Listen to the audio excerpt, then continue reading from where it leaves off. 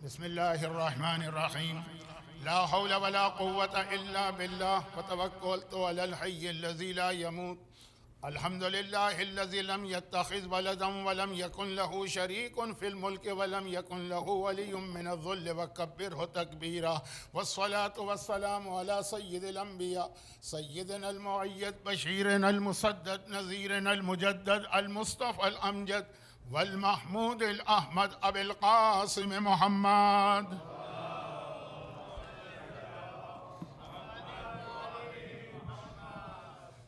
وآله الطيبين الطاهرين المعصومين المظلومين المنتجبين الذين أذهب الله عنهم الرجس وطهرهم تطهيرا.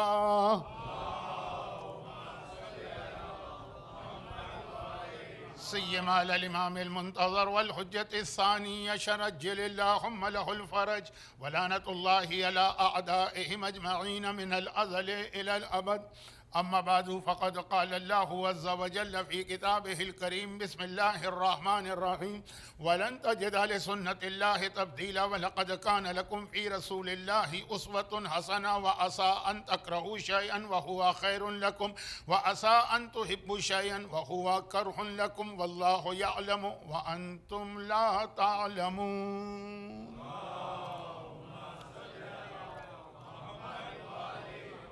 اللہ کا رسول تمہارے لیے بہترین نمونہ، ایک رول ماڈل، ایک اسوہ حسنہ. آدم سے لے کے قیامت تک اللہ کا ایک طریقہ ہے جس سے اللہ اس کائنات کو چلا رہا ہے، اور اللہ کے طریقے میں کبھی تم تبدیلی نہیں پاؤ گے. کبھی ایسا ہوتا ہے کہ ایک چیز تمہیں بہت ناگوار اور ناپسند ہوتی ہے، ہیٹ، لیکن وہی تمہارے حق میں بہتر ہے. اور کبھی کسی چیز کو تم پسند کرتے ہو، لو، لیکن وہی تمہارے لیے بری ہوتی ہے. واللہ یعلم وانتم لا تعلمون. تمہیں فیوچر کا علم نہیں ہے لیکن اللہ جانتا ہے. قرآن کریم کی یہ وہ 3 آیتیں ہیں جس کی روشنی میں 1447 ہجرہ کے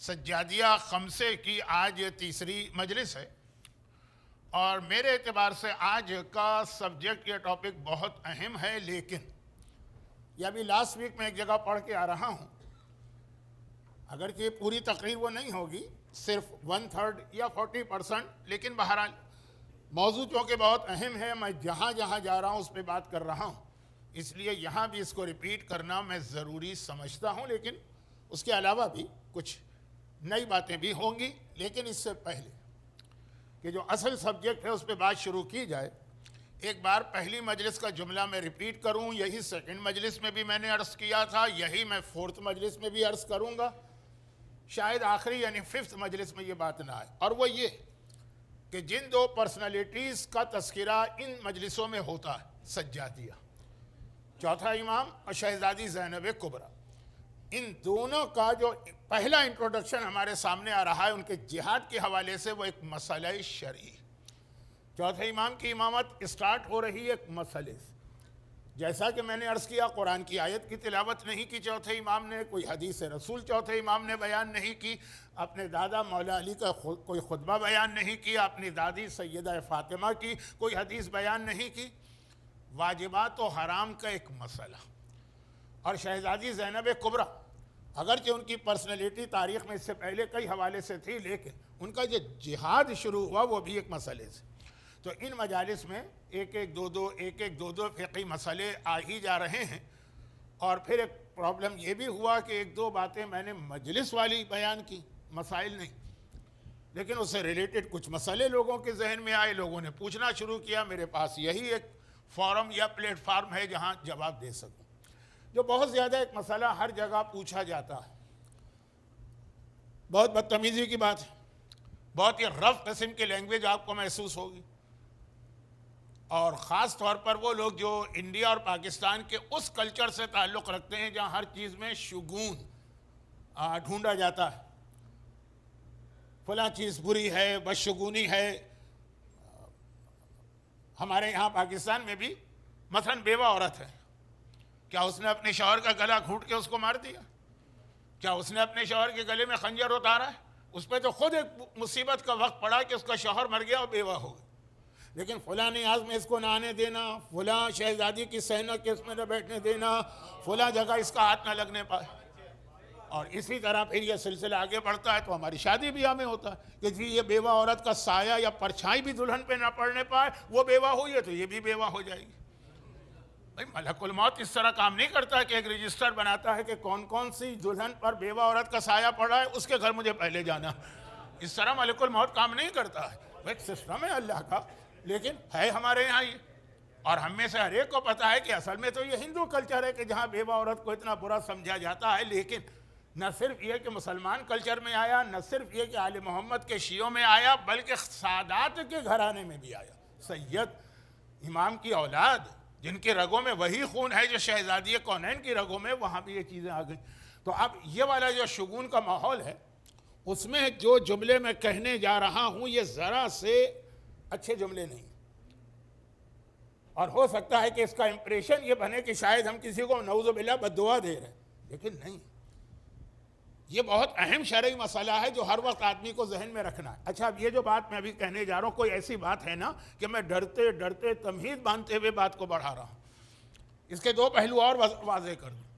نمبر ایک یہ ہے کہ یہ والی چیز جو ہے نا ہماری اور آپ کی فیملی لائف کو بھی ڈسٹرب کرتی ہے. میں تو شرعی مسئلہ بتاؤں گا لیکن فیملی لائف کو بھی. ایک بیٹے یا بیٹی کی ذمہ داری ہے کہ وہ اپنے باپ سے یہ پوچھے کہ آپ جب مر جائیں گے تو پھر آپ کی کیا کیا ذمہ داریاں ہم کو ادا کرنا. اب یہ جائیداد ہے، اس کی تقسیم کس طرح ہوگی، یہ کیش ہے کس طرح تقسیم ہوگا. ایک تو شریعت نے فارمولہ بتایا لیکن اس میں 1/3 کی جو اجازت دی گئی ہے، اور اس کے ساتھ وہ جو شریعت نے ڈسٹریبیوشن اور انہیریٹنس رکھا اس میں بھی ایک کنڈیشن لگائی ہے نا کہ پہلے مرنے والے کے سارے قرضے ادا ہوں گے، پھر اگر کچھ بچ گیا تو وارثوں کا حق ہے، ورنہ وارثوں کا کوئی حق نہیں. تو اب اگر ایک بیٹا باپ سے پوچھے کہ پاپا ڈیڈی ابا جب آپ دنیا سے چلے جائیں گے یا آپ لڑھک جائیں گے یا آپ کی موت ہو جائے گی تو کیا کرنا. اب نمازیں کتنی باقی ہیں، روزے آپ کے کتنے باقی ہیں، خمس کتنا ہے، اور اس سے زیادہ سینسیٹیو سوال آپ نے زندگی میں کتنے لوگوں سے فراڈ کیا ہے، کتنے لوگوں کے ساتھ چیٹنگ کی ہے، کتنے لوگوں کو دھوکہ دیا. بیٹا اپنے باپ سے پوچھے. اس طرح نہ پوچھے جیسے میں پوچھ رہا ہوں. میں تو اپنی ایج کی وجہ سے بہت سی چیزوں میں رعایت لے جاتا ہوں، ادب سے آداب سے، لیکن پوچھے. مجھے نہیں معلوم کہ آپ کے یہاں کا کیا ماحول ہے، لیکن جو ریلیجس ماحول اب بنا اس کو چھوڑ دیجئے. اس سے پہلے تو ہماری مجلس سن کے لوگ جاتے تھے. دو چیزوں پر میں اپنی مجلس کی بات کر رہا ہوں. آپ کہیں گے کل بھی مولانا نے اپنے فضائل زیادہ بیان کیے، امام کا تو کچھ ذکر ہی نہیں ہوا، آج بھی آپ یہی کہیں گے. لیکن دو چیزیں ایسی کہ جب جوانی میں بہت زیادہ درس دیتا تھا، اس پر اتنے بیٹوں نے اپنے باپ کے جوتے کھائے ہیں. محاورتہ نہیں کہہ رہا ہوں، باقاعدہ باپ نے جوتا اتار کے مارا.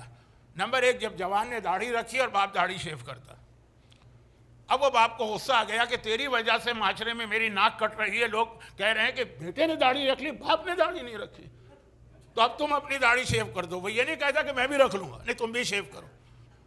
اور دوسرا، جب بیٹے نے یہ سوال کر لیا کہ بابا جب آپ کی موت ہو جائے گی تو پھر کیا کیا مجھے کرنا، وصیت کا مسئلہ سمجھانے میں مجھے دانتوں پسینہ آ گیا اور عمل کروانے میں اولاد. جبکہ یہ ذمہ داری بیوی کی بھی، یہ ذمہ داری. اچھا یہاں چونکہ ول کا ایک کنسپٹ ہے نا حکومتی قوانین میں، تو آپ کو یہ اتنا عجیب نہیں لگ رہا. لیکن بہرحال ہمارے یہاں کے معاشرے میں ابھی بھی عجیب ہے کہ باپ زندہ ہے اور آپ اس سے پوچھیں تمہارے بعد کیا ہوگا. یہ ایک. اور پھر آئیے دوسرا ایکسٹریم، امام معصوم کے زمانے میں. اب یہ میرا موضوع بنے گا آج آگے چل کر، ابھی تو ایک تمہیدی جملہ. امام معصوم کے زمانے میں یہ کتنا برا سوال تھا کہ مولا چھٹے امام جب آپ مر جائیں گے تو کیا ہوگا. امام کی موت کی بات کر رہے ہیں، امام کی شہادت کا تو لفظ استعمال ہی نہیں ہوتا تھا جب آپ دنیا سے چلے جائیں گے. ارے یہ ہے نا قیامت تک یہ زندہ رہیں، ہماری دعا یہی ہے، ہر مومن کی دعا تھی. لیکن موت تو ایک حقیقت ہے نا، ہر ایک کو موت آتی. تو اب یہ سوال بہت سے مومنین نہیں کرتے تھے، ڈر کے مارے بدشگونی نہ ہو جائے، یہ بددعا نہ بن جائے. تو وہ نتیجہ ہوا جو آج کی مجلس کا سبجیکٹ بنے گا.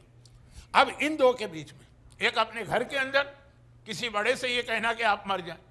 باپ کہے گا ابھی میں زندہ ہوں، ابھی سے میری بزنس پر، ابھی سے میری پراپرٹی پر، ابھی سے میرے بینک بیلنس پہ تمہاری آنکھیں جم گئی، ابھی سے لالچ پیدا ہو گئی. اور ادھر امامت، امام معصوم ہے اور تم ان کی موت کی بات کر رہے. اور یہ دونوں باتیں شرعن جذباتی باتیں ہیں، حقیقت نہیں. اب اس کے بیچ کا مرحلہ جو شروع میں بیان بھی کر رہا ہوں، آگے چل کے تفصیل بھی آئی، وہ یہ ہے کہ مرجع وقت کے بارے میں سوچنا. اب اس وقت آیت اللہ العظمیٰ آقا علی حسینی سیستانی کی ایج 99 ہے، اور ان کے ساتھ کے جو 4 مرجع، 2-3 کے نام تو آئے، آقا شبیری زنجانی وہ تو شاید 100 کے ہو گئے، 101 سال. آقا وحید خراسانی 107، اور پھر شیخ اسحاق فیاض نجف کا دوسرا بڑا نام، وہ بہرحال ان سب سے ینگ ہے 94. لیکن 94 99 آقا ناصر مکارم شیرازی اگرچہ وہ پہلے صف کے مراجع میں نہیں آتے لیکن وہ بھی 100 کراس کر گئے. تو بھائی 100 99 107 102، تو موت تو ہر ایک کو آنا. نہ کوئی بس دعا دے رہا ہوں، نہ بس شگونی کی بات کر رہا ہوں، لیکن مرجع جب دنیا سے چلا جائے گا تو اب یہ میرا موضوع بنے گا. یہ تو بہت سینسیٹیو ایشو ہے، لیکن اس حوالے سے میں تقریر کے شروع میں 1-2 باتیں عرض کر رہا ہوں، پھر اصل سبجیکٹ تو ابھی آنے والا. تقریر کے شروع میں کیا عرض کر رہا ہوں، وہ یہ ہے کہ ایک ایشو اس سال پتہ نہیں کیوں آپ لوگوں نے میرے سامنے پیش کر دیا، جبکہ یہ تو ہر سال کا مسئلہ ہے، اور میں نے اس مسئلے پر آج سے 10 سال پہلے بات کی تھی، دوبارہ ریپیٹ نہیں کیا ہے، لیکن سوال کیا جا رہا ہے جینٹس کی جانب سے بھی، لیڈیز کی جانب سے بھی. اور وہ وہی مسئلہ ہے کہ جو 2 ہمارے یہاں آغا سیستانی کے فتوے ایسے آئے ہیں جو ڈائجسٹ کرنا لوگوں کے لیے مشکل ہو رہے ہیں. مرجعیت کے فتوے میں تو یہ چلتا ہی نہیں ہے نا کہ ہمیں ڈائجسٹ کرنا ہے کہ نہیں کرنا ہے، عقل قبول کر رہی ہے کہ قبول نہیں کر رہی ہے. جو فتویٰ ہے رولنگ ماننا. ہاں وہ احتیاط واجب لگا دے، تب بھی ہمیں شرعی طریقے سے سیکنڈ کے پاس جانا، وہ بھی اس لیے جانا کہ انہوں نے پرمیشن دی ہے جن کی ہم تقلید میں. تو خلاصہ یہ کہ 2 مسئلے بہت لوگوں کو مشکل لگ رہے ہیں. مشکل نہیں لگ رہے، مرجع نے آسانی پیدا کی، لیکن لوگوں کو یہ آسانی بھی مشکل لگ رہی ہے کیونکہ ساری زندگی ایک چیز سنی. وہ دونوں مسئلوں کا تعلق مورگیج سے، کہ جس پر مورگیج ہے اس کے اوپر خمس واجب نہیں. البتہ مورگیج اگر 30 ایئرز تک کا ہے، ہاں اگر 50 ایئر کا مورگیج ہے تو پھر مسئلہ بدل جاتا ہے. لیکن مجھے نہیں اندازہ، میرا نہیں خیال کہ کسی کے پاس 50 ایئرز کا مورگیج ہوگا، تو مورگیج والے پہ خمس نہیں ہوتا ہے. اچھا اب یہ بہت سینسیٹیو مسئلہ تو ہے ہی، لیکن ڈیٹیل بھی ہے. میں تو صرف یہ بتا رہا ہوں کہ یہ جو 2 مسئلے بہت پوچھے جا رہے ہیں. نمبر 2، جس کے اوپر کوئی لون ہے انکلوڈنگ مورگیج، اس پر حج واجب نہیں ہوتا.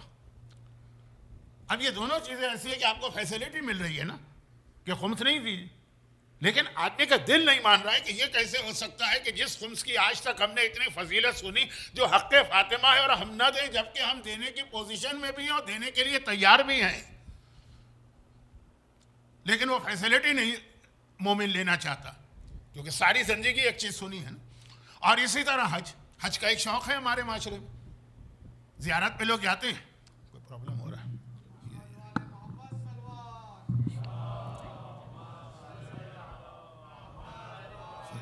تھوڑا لوز ہے. دوسرا ہے یہ حج کا مسئلہ کہ مورگیج اگر آپ پر ہے تو آپ پر حج واجب نہیں، زیارت بھی واجب نہیں ہے، لیکن لوگ جاتے ہیں نا، تو حج کا ایک شوق ہے ہمارے. اب یہ جو حج کا شوق ہے، اس کی وجہ سے یہ مسئلہ بھی لوگ قبول کرنے کو تیار نہیں. اب میں نے اپنی اس مختصر سے زندگی، لوگوں کو بہت لمبی لگتی ہے نا، جو کل میں نے کہا کہ ایک صاحب نے دیکھ کے کہا آپ آج تک زندہ ہیں، لیکن بہرحال 1400 سال سے کمپیئر کریں، اس میں میں نے اتنا چینج ہوتے دیکھا ہے معاشرے. پہلے لوگ خمس دینے کو تیار نہیں تھے، زبردستی ان کو خمس کے بارے میں کہا جاتا رہا، پھر بھی نہیں دیتے تھے. اب الٹا، واجب نہیں ہے لیکن دینے کو تیار، اور مسئلہ قبول نہیں کر رہے. پہلے حج پہ لوگ جاتے نہیں تھے، زبردستی حدیثیں سنا کے، عذاب قبر سنا کے، جہنم کا عذاب سنا کے بھیجنا پڑتا تھا. اب الٹا، حج واجب نہیں ہے لیکن جانا چاہتا ہے کہ میں حج پہ جانا چاہتا ہوں. تو یہ 2 مسئلے آ گئے سیستانی کے. اب میں بہت ہی بدتمیزی یا رف لینگویج والا جملہ کہہ رہا ہوں. مرجعیت جب امامت قیامت تک کے لیے نہیں ہے، یعنی ایک امام، چینج ہوتے ہیں امام، تو وہاں تو جو ایک کا قول ہے وہ آخری کا قول ہے، وہاں تو کوئی پرابلم نہیں. مراجع بھی ایک کے بعد دوسرے آتے ہیں، فتوے چینج ہوتے ہیں. چنانچہ پہلے مراجع کا وہ فتویٰ تھا جو آپ مانتے ہیں، حج پہ جانا ہے جائیں گے، خمس دینا ہے دیں گے. آغا سیستانی کا یہ فتویٰ ہے، لیکن آغا سیستانی کے بعد جو مراجع رینک میں ہیں ان کا یہ فتویٰ نہیں. وہ کہتے ہیں ڈسپائٹ مورگیج اینڈ لون، خمس بھی دینا ہے، حج پہ بھی جانا ہے۔ یہ تو ایک بات میں نے اس لیے کہی کہ اب جو سوال مجھ سے پوچھا گیا ہے، کچھ لوگوں کو پسند آتے ہیں مسئلے، کچھ کہتے ہیں مولانا آپ پوری مجلس کبھی اس پہ کر دیتے۔ پوری مجلس میں نے کبھی نہیں کی، لیکن جن کو مسئلے کا شوق نہیں ہے ان کو 5 منٹ بھی بہت بھاری لگتے ہیں نا، تو یہ بھی میں پھر بیلنس کرتا ہوں، تھوڑا یہ تھوڑا وہ۔ اور یہ والی مجلسیں چوتھے امام کی تو مسائل کے حوالے سے کیوں اہم ہے وہ میں نے آج کے شروع میں بھی بتا دیا۔ اب مسئلہ سنیے، اب میں خمس کے مسئلے کو ٹچ نہیں کر رہا ہوں، اتنا وقت ہی نہیں۔ اب آئیے آج کا مسئلہ، لیکن اس سے پہلے ایک فارمولہ سن لیجیے۔ یہ مسئلہ نہیں ہے، یہ ایک فارمولہ ہے۔ یہ ظہور امام کے لیے بھی فارمولہ ہے۔ جو شب جمعہ کل گزری امام زمانہ کی یاد، آج جمعے کے دن آپ نے نماز جمعہ کے بعد امام کی خاص زیارت پڑھی ہوگی، اور اگر آپ کو کسی نے اہمیت بتائی ہے تو جمعے کی آفٹرنون میں آپ نے دعائے سماعت پڑھی ہوگی۔ جمعے کا اسٹارٹ ہوتا ہے دعائے ندبہ سے، امام کی دعا۔ جمعے کا جو مڈ آتا ہے یعنی نون، وہ ہے زیارت، اسپیشل زیارت امام زمانہ، اور آفٹرنون جو آتا ہے وہ دعائے سماعت ہے، یہ بھی امام زمانہ کی دعا ہے۔ اب یہ میرا ٹاپک نہیں ہے یہ دعائیں، ورنہ 2-4 جملے دعائے سماعت کا امام سے لنک بتاتا، لیکن وقت نہیں۔ تو خلاصہ یہ ہے کہ آج جمعے کا دن امام زمانہ کا دن ہے، ان کے ظہور میں بھی یہ فارمولہ چلے گا، بلکہ یقیناً اس کو یاد رکھنا، اور مسائل میں بھی وہی ہے، جلد بازی نہیں کرنا۔ ایسا نہیں ہے کہ مثلاً کسی نے آ کر کہا کہ امام آ گئے ہیں آپ دوڑ پڑے، یا کسی نے آ کر کہا کہ میں امام ہوں، مکے میں کہا خانہ کعبہ کا پردہ پکڑ کے کہا۔ بھئی میری ایج کے لوگوں کو یاد ہے نا، 79 میں جس خانہ کعبہ پہ جس نے قبضہ کیا تھا، اس نے خانہ کعبہ کا پردہ پکڑ کر وہیں کھڑے ہو کر کہا تھا کہ میں امام ہوں، جہاں پہ ہماری روایتوں میں اصلی امام کے بارے میں۔ تو ایسا نہیں ہے کہ آپ دوڑ پڑے۔ ہلک المستعجلون ونجا الصابرون، چھٹے امام کی حدیث ہے کہ امام زمانہ کے بارے میں جلدی کرنے والا ہلاک ہو جائے گا، اور صبر کرنے والا، ذرا پکچر کلیئر ہو جائے ذرا سی چیزیں، اور آج میڈیا کے زمانے میں تو اور زیادہ یہ اصول یاد رکھنا۔ اب اس پہ پوری ایک مجلس ہونا چاہیے، لیکن وقت نہیں ہے میرے پاس۔ اچھا، یہ تو امام زمانہ کا تو میں نے اس لیے کہا کہ ایک جملہ میں امام کی یاد کا کہتا ہی ہوں، وہ میں اپنا فریضہ سمجھتا ہوں۔ کسی نے مجھ سے کہا بھی کہ مولانا آپ کی ہر دوسری تیسری مجلس میں کچھ نہ کچھ ذکر امام آتا ہے، چاہے کوئی بھی سبجیکٹ۔ ابھی میں پہلا اشرا جہاں پڑھ رہا تھا وہاں 2 مجلسیں شروع کی امام زمانہ کی، اس لیے ہو گئی کہ چاند رات تھی شب جمعہ، تو شب جمعہ کی مجلس، جمعے کی مجلس۔ لوگوں نے کہا مولانا پہلا اشرا ہے، کسی اور موضوع پہ بات کریں۔ میں نے کہا میں تو امام کے موضوع پہ بات کروں گا، کیونکہ فطرت ہے آدمی کی، جس کی کھاتا ہے نا اسی کی گاتا ہے نا۔ میں تو جو کھاتا ہوں امام زمانہ کا کھاتا ہوں۔ روزے بے یم نہیں روزے قل ورا، ہر جمعے کے دوسرے خطبے میں یہ حدیث پڑھی جاتی ہے کہ کائنات کو روزی مل رہی ہے امام زمانہ کی وجہ سے، تو جو کچھ مجھے مل رہا، بلکہ اگلا جملہ بے وجود ہے ثابتۃ الارض والسماء، امام کی وجہ سے زمین و آسمان قائم ہے، تو جو میں سانس بھی لے رہا ہوں تو اپنے امام زمانہ کی وجہ سے لے رہا ہوں، انہی کا ذکر نہ کروں؟ چاہے ٹھیک ہے پوری مجلس نہیں، وہ الگ 15 شعبان کے حوالے سے ہوتی ہیں، لیکن 1-2 جملے۔ تو یہ میں نے کہا کہ یاد رکھے گا، جلدی نہیں کرنا۔ اور دوسری بات، مسائل دین میں جلدی نہیں کرنا۔ ایسا نہیں ہے کہ آپ نے ایک مسئلہ سنا اور آپ دوڑ پڑے کہ اس کے اوپر عمل کرنا، نہیں، ٹھہرنا ہے، سمجھنا ہے، اس کی ڈیٹیل معلوم کرنا۔ دیکھیے آپ کو میری باڈی دیکھ کے بھی لگ رہا ہوگا کہ میں کبھی بھی اسپورٹ کا آدمی رہا ہی نہیں، بلکہ وہ والا بھی نہیں رہا جو کیا کہتے ہیں آپ کے ہاں ایک لفظ ہے نا، کاؤچ پوٹیٹو، جو کسی اسپورٹ میں حصہ نہیں لیتا ہے، بس وہ پڑا رہتا ہے، ایک ہاتھ میں اس کے کوک ہے یا بیئر ہے، دوسرے ہاتھ میں شاید پاپ کارن ہے، اور ٹی وی پہ دیکھ رہا ہے سارے اسپورٹ۔ وہ بھی کبھی میرا شوق نہیں رہا، لیکن کبھی آتے جاتے ایک منظر دیکھتا ہوں، یہ ٹریک اینڈ فیلڈ کے مقابلے ہوتے ہیں ریسنگ کے، وہ 4, 5, 6 100 میٹر کی ریس ہے یا 200 میٹر کی ہے، چل رہے ہیں کھڑے ایک لائن پہ۔ اب وہ اشارہ ہوگا نا، وہ کوئی کیا وہ فائرنگ کیا پستول ایک نظر آتا ہے مجھے، اب وہ جب چلے گا تو یہ دوڑیں گے۔ لیکن آپ نے دیکھا ہوگا کہ کچھ ایسے ایتھلیٹ ہیں جو اتنے جلد باز ہوتے ہیں، بے صبر ہے، کہ اب یہ اشارہ نہیں ہوا وہ دوڑ پڑے، پھر ان کو پکڑ کے واپس لایا جاتا ہے اسی لائن کے اوپر۔ اور میں نے سنا ہے کہ 3 مرتبہ جو غلطی کرے وہ ڈسکوالیفائی ہو جاتا ہے اس سے۔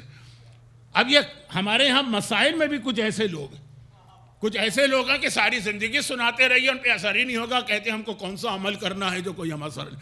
لیکن کچھ ایسے بھی ہیں کہ ابھی مثلا میں نے کہا اسلام میں فضول خرچی حرام ہے، وہ دوڑ پڑے کہ ہمیں اپنی گاڑی بیچنا ہے یا مکان بیچنا ہے کہ کیا کرنا ہے. ایسا نہیں ہے. پہلے اس کی تفصیل معلوم کرنا ہے کہ what is the definition of فضول خرچی اکارڈنگ ٹو اسلام. پوری ایک تفصیل ہے اس کی. تو اسی طرح سے یہ حج کا مسئلہ, اسی طرح خمس کا یہ تو ایک عام فارمولہ.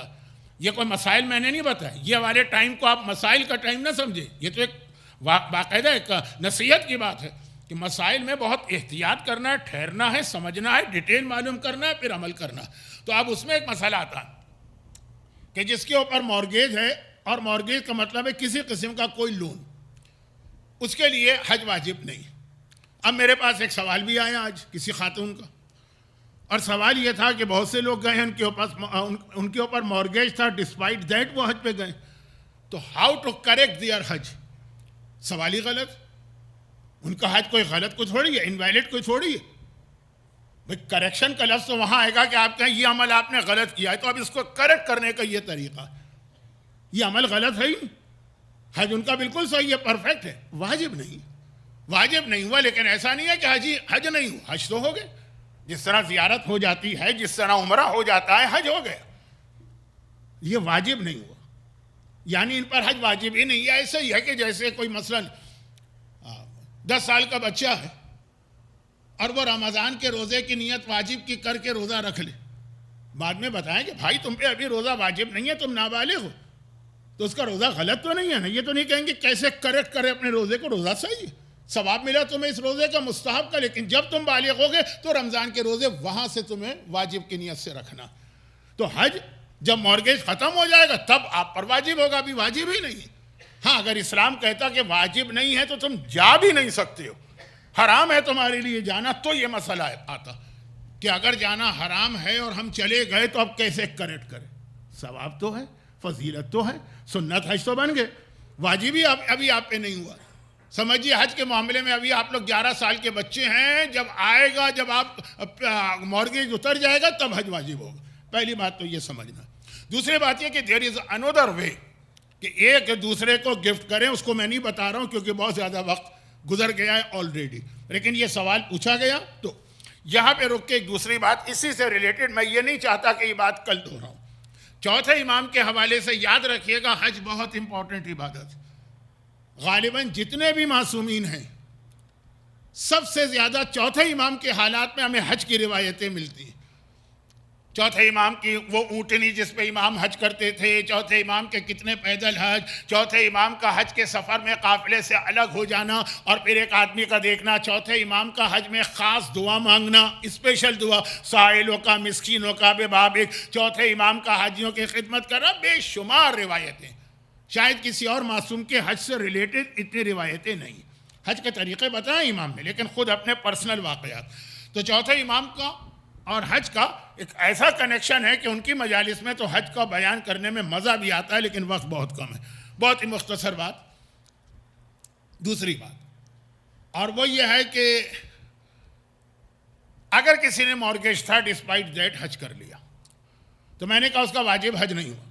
لیکن اب ایک مسئلہ آپ سپوز کریں, یہ ایکچول مسئلہ, خدا نہ کرے, خدا نہ کرے, خدا نہ کرے کہ ہمارے مرجع کا انتقال ہو جائے, تو جو دوسرا مرجع آئے گا تو یہی والا حج آپ کا واجب بن جائے گا, کوئی پرابلم نہیں ہوگا. ایک تو یہ بات. دوسری بات یہ ہے کہ ایک مسئلہ اور بھی ہے, وہ بھی کسی نے پوچھا بھی ہے, اور میں ذرا بہت میرا اصل موضوع رہا جا رہا ہے. 2 دن سے میں اعلان کر رہا ہوں اور وہ آج تو مجھے اس اعلان پہ عمل کرنا ہی کرنا ہے, جلدی سے اس کو مکمل کر دو. اور دوسری بات یہ ہے کہ اگر کبھی کسی آدمی پہ حج واجب ہو جائے اور وہ اس وقت نہ کرے, تو یہ حج اس پر ساری زندگی باقی رہتا ہے. جیسے نماز واجب ہو گئی, آپ نے نہیں پڑھی, تو ساری زندگی نماز آپ پہ باقی. چاہے بعد میں وہ کنڈیشن آ جائے کہ اس پہ حج نہیں ہونا چاہیے. مثلاً ایک آدمی کے پاس آج $5,000, آج نہیں, آج تو 5,000 کچھ نہیں ہے, لیکن 20 سال پہلے $5,000 تھے اس کے پاس,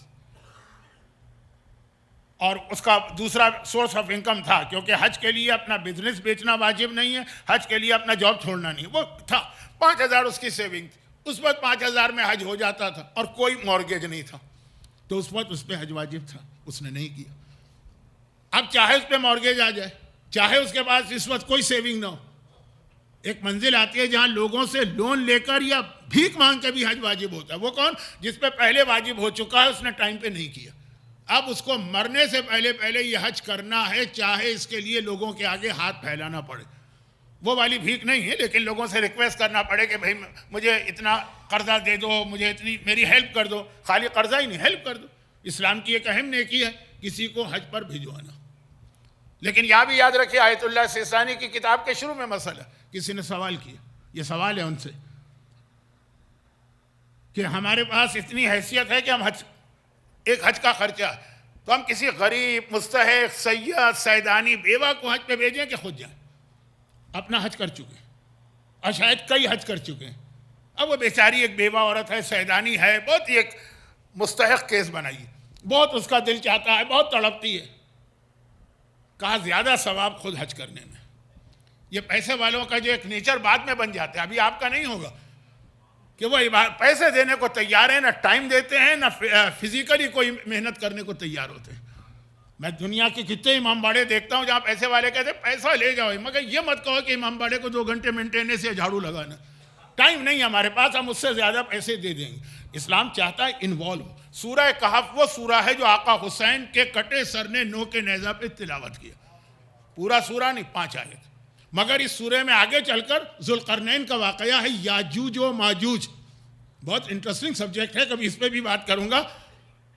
تو جب وہاں پہنچے تھے تو وہاں کی قوم نے کمپلین کی تھی نا کہ اے ذوالقرنین، یہ یاجوج ماجوج نے ہمیں مصیبت میں مبتلا کر دیا ہے. یہ ہمارے نیبر میں رہتے ہیں، دوسری کنٹری، روزانہ اٹیک کرتے ہیں، لوٹ مار کرتے ہیں. کہا میں ایک دیوار بناؤں گا تمہارے اور ان کے بیچ میں، جو آخری زمانے کی نشانی ہے کہ دیوار ٹوٹ جائے گی، یاجوج و ماجوج دنیا میں آ جائیں گے. یاجوج ماجوج کا کنسیپٹ قرآن کا ہے، لفظ بھی قرآن میں آیا یاجوج و ماجوج. انگریزی میں موگ اور کچھ اور کہتے ہیں. خیر، تو خلاصہ یہ ہے کہ قوم نے کہا یہ لیجئے پیسے، ڈونیشن لا کے دی. یہ قرآن کی آیت کا ترجمہ پڑھ رہا ہوں، ٹائم نہیں ہے تو آیت پڑھ کے ترجمہ نہیں کر رہا ہوں. یہ آیت ہے. ذوالقرنین نے کہا مجھے پیسے کی ضرورت نہیں ہے. روایت ہے نا کہ 4 آدمیوں کو اللہ نے ساری دنیا کی حکومت دی اب تک. ایک شداد ہے، دوسرا نمرود ہے، تیسرا حضرت سلیمان نبی ہے، چوتھا ذوالقرنین. پوری دنیا کی حکومت. تو پیسے کی کمی نہیں، کہا پیسہ نہیں چاہیے، تمہیں خود آ کے میرے ساتھ دیوار بنانے میں پارٹیسپیٹ کرنا. وہ پیسے والے ہر جگہ بھیج دیتے نا جاؤ تم یہ کام کر کے آ جاؤ. نہیں، تو اسلام نے جو اتنی پابندیاں لگائی ہے نا کہ خود بھی تو کچھ کرو. پیسے دے کے کہا تم میری طرف سے روزہ رکھ لینا، تم میری طرف سے نماز پڑھ لینا، کہ زندگی میں ممکن ہی نہیں. خیر، تو اب یہ ہے کہ حج خود کرو. وہ جو اس کی زحمت ہے نا، مشقت ہے، اب تو کم ہو گئی ہے لیکن پھر بھی زحمت ہے. کتنا ہی آپ حج کو آرام دہ بنا دیں، زحمت تو ہے. تو خلاصہ یہ کہ اگر کسی پر حج واجب ہو گیا تھا، اس وقت اس نے ڈیو ٹو اینی ریزن حج نہیں کیا، اور اب اس پوزیشن میں آ گیا کہ حج واجب نہیں رہا، مثلا مورگیج آ گئے، تب بھی اسے حج کرنا، اب کرنا، اور یہ واجب حج ہی ہوگا. خیر، تو خلاصہ یہ کہ بات بہت لمبی ہوتی چلی گئی. مگر جب چوتھے امام کی امامت ایک عام مسئلہ شرعی سے شروع ہو سکتی، جان خطرے میں ہے تو حجاب واجب ہے کہ نہیں، تو یہ تو اتنے بڑے بڑے مسئلے ہیں جس پر دین اور ایمان کا دار و مدار ہے. کیونکہ 2 ہی عبادتیں ایسی ہیں جس کے نہ کرنے والے کو قرآن یا حدیث کے اندر کافر کہا گیا. ٹھیک ہے، اس سے مراد وہ کافر نہیں ہے جو نجس ہوتا، اس سے مراد وہ کافر نہیں ہے جس کا نکاح ٹوٹ جاتا، لیکن یہ اتنا اس سے سملر ہے کہ وہ لفظ آیا. اقیموا الصلاۃ ولا تکونوا من المشرکین، سورہ روم کی آیت. نماز قائم کرو، دیکھو نماز چھوڑ کے مشرک نہ ہو جانا، یہ بھی قرآن کی آیت. اور دوسری وَلِلَّهِ عَلَى النَّاسِ حِجُّ الْبَيْتِ مَنِ اسْتَطَاعَ إِلَيْهِ سَبِيلًا وَمَنْ كَفَرَ. تم پر حج واجب ہے، اور جو کفر اختیار کرے اور حج نہ کرے فَإِنَّ اللَّهَ غَنِيٌّ عَنِ الْعَالَمِينَ، اللہ کو تمہارے حج کی ضرورت نہیں تھی. تو اب یہ اتنی اہم عبادت، اور جیسا میں نے کہا کہ جب ایک عام سے مسئلے کو جلتے ہوئے خیموں میں، بھڑکتے ہوئے شعلوں میں بیان کیا جائے گا، تو یہ تو اتنا اہم مسئلہ ہے کہ چوتھے امام کی شہادت کی مجلسوں میں اس کی طرف بھی اشارہ ضروری تھا. لیکن اب آئیے ایک بہت اہم بات، بہت بڑا خطرہ. میں ابھی کیلیفورنیا میں بھی یہی جملے کہہ کے آیا ہوں. جنگل میں ایک آگ لگ رہی اور یہ آگ بڑھتی چلی جا رہی ہے، اس کو کنٹرول نہیں کیا جائے گا اگر آپ ذرا سے بھی لیزی ہو گئے یا آپ کی توجہ ہٹ گئی ایک لمحے کے لیے. آپ کو نہیں معلوم اس وقت کتنی تیاریاں کر کے بیٹھے ہیں ہمارے دشمن. دشمن بھی اور سو کالڈ ہمارے اپنے ماننے والے چاہنے والے بھی. پورا اس وقت عرب میڈیا بھرا پڑا.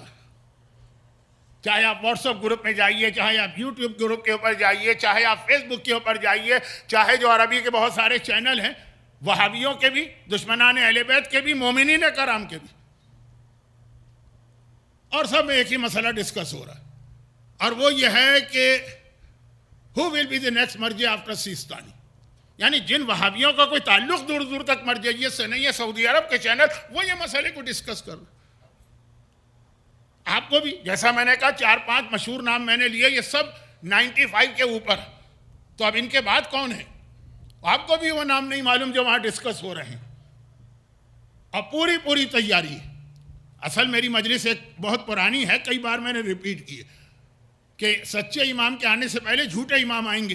ہمارا مسئلہ یہ نہیں ہے کہ سچا امام آئے گا تو ہم کیا کریں گے, ہمارا مسئلہ ہے ہاؤ ٹو سیو یا پروٹیکٹ اوور سیلف فرام جھوٹے امام. وہ ہمارا اصل مسئلہ. تو وہ تو ایک الگ موضوع ہے, کبھی اس پہ بھی میری گفتگو سنیے گا. لیکن چانسز اس لیے نظر نہیں آ رہے کہ فی الحال تو جو میرا ارادہ کہ یہ میرا لاسٹ وزٹ ہے آئندہ کئی سالوں میں, تو وہ کبھی اور. لیکن آ جائیے کہ اصلی مرجع کی تقلید تو واجب ہے, لیکن جھوٹے مرجع کی تقلید حرام ہے. اور ود ڈیو رسپیکٹ, میں توہین نہیں کرنا چاہتا, لیکن جو ہمارے یہاں ایک طریقہ بن گیا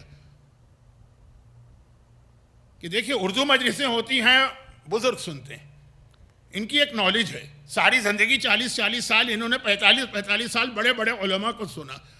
ہمارے یوتھ اور ینگسٹر کو کچھ نہیں پتا. ان کے بعد جو انگلش اسپیکر آتا ہے جو وہ کہہ دے وہ اسی کو دین سمجھتے ہیں. تو میں نے کہا ود ڈیو رسپیکٹ ضرورت ہے. میری اپنی جو سیکنڈ جنریشن ہے وہ میری مجلسیں نہیں سنتی ہے, سمجھتی ہی نہیں انگلش. لیکن اگر 80% نہ صحیح تو 50% سے زیادہ انگلش اسپیکر تقلید کے قائل نہیں, مرجع کے نہیں. یا اگر مراجع کے قائل بھی ہیں تو وہ نہیں ہے کہ سب سے بڑا مرجع, جو سمجھ میں آ جائے, جو ان کی لینگویج بولتا ہو. جیسے آپ کو معلوم ہے آپ کے یوتھ کا مسئلہ ہے, میں جانتا ہوں. میں نے کہا میری اپنی فیملی کے اندر یہ مسئلہ ہے, تو میں آپ سے کیا کمپلین کروں, اور کمپلین بھی کیوں کروں. جب آپ یہاں پہ آئے ہیں تو آپ کو یہاں کے حساب سے ہی زندگی گزارنا, کمپلین کی بات بھی نہیں. یہ حق ہے ان یوتھ کا کہ ان کو انگلش دی جائے. لیکن اب جو 50% سے زیادہ انگلش اسپیکر ہیں, کچھ ہیں بہت اچھے, جیسے لاسٹ ایئر شیخ ہلی آئے تھے, میری مجلس میں بھی وہ تشریف لائے تھے. وہاں پہ وہی واقعہ پیش آیا تھا جو میں اس وقت دیکھ رہا ہوں اپنی آنکھوں سے. جب میں داخل ہوا نا یہاں پارکنگ میں, آج بہت گاڑیاں نظر آئیں. میں نے سوچا آج یہاں تو بہت مجمع ہوگا, لیکن مجمع تو وہی ہے جو روز تھا. پتہ چلا وہ یوتھ ہیں کہ شاید انگلش اسپیک ہوگی, شاید مجھے نہیں پتا ہے کہ نہیں ہے. یاد ہے نا شیخ ہلی آئے تھے تو پھر میں ان کے ساتھ نکل رہا تھا, چھوٹے چھوٹے بچے آ گئے وہ آٹوگراف لینے. شیخ کسی سے بات کر رہے تھے, میں نے بچے سے کہا میں ان کو دیتا ہوں. جیسے ہی میں نے ہاتھ بڑھا, no you are not you this. خیر, تو اب یہ ہے کہ واقعا نیچرل بات ہے, فطری بات ہے, اسے کیا پتا میں کون, یہ تو آپ کو بھی نہیں پتا میں کون ہوں. لیکن بہرحال تو یہ ہے کہ انگلش اسپیکر کی میجورٹی مرجعیت تو تقلید کے کنسیپٹ کو نہیں مانتی. اچھا وہ اوپنلی نہیں کہتے ہیں, لیکن کیا کہتے ہیں, ان مائی اوپینین یہ ہونا چاہیے. بھئی یہاں ان مائی اوپینین آ گیا, وہیں تو حرام شروع ہو گیا.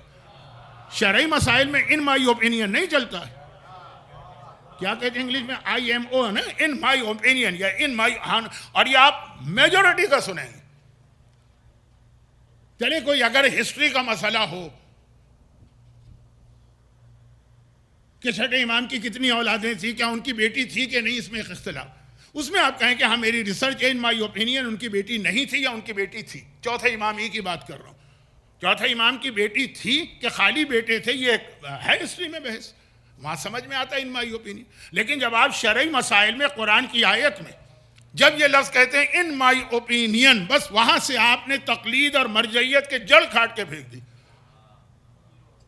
اچھا ہو سکتا ہے کہ خود اس انگلش اسپیکر کو پتہ نہ ہو کہ میں کتنا بڑا گناہ کر رہا ہوں, کیونکہ جس ماحول میں پلا بڑا ہے, کالج یونیورسٹی, وہاں اسٹوڈنٹ کی اوپینین بہت مانگی جاتی ہے. تو ہو سکتا ہے اس کو بھی نہ پتا ہو. لیکن نہیں پتا تو ممبر پہ جانا اور اپنے بچوں کو اس کے سامنے رکھنا ایسا ہے جیسے بھوکے شیر کے سامنے آپ بکری رکھ دیں, آؤ کھاؤ. بہت یہ احتیاط کی چیز ہے.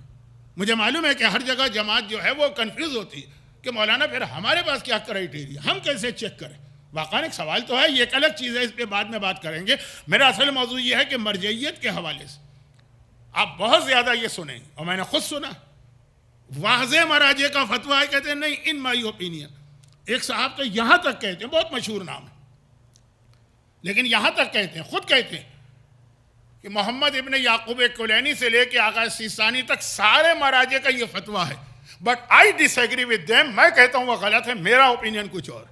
بھئی ایک آدھ مرجع کے بارے میں آپ کہیں ان کا یہ فتویٰ ہے، میں ان سے ڈس ایگری کرتا ہوں، یہ بھی حرام ہے.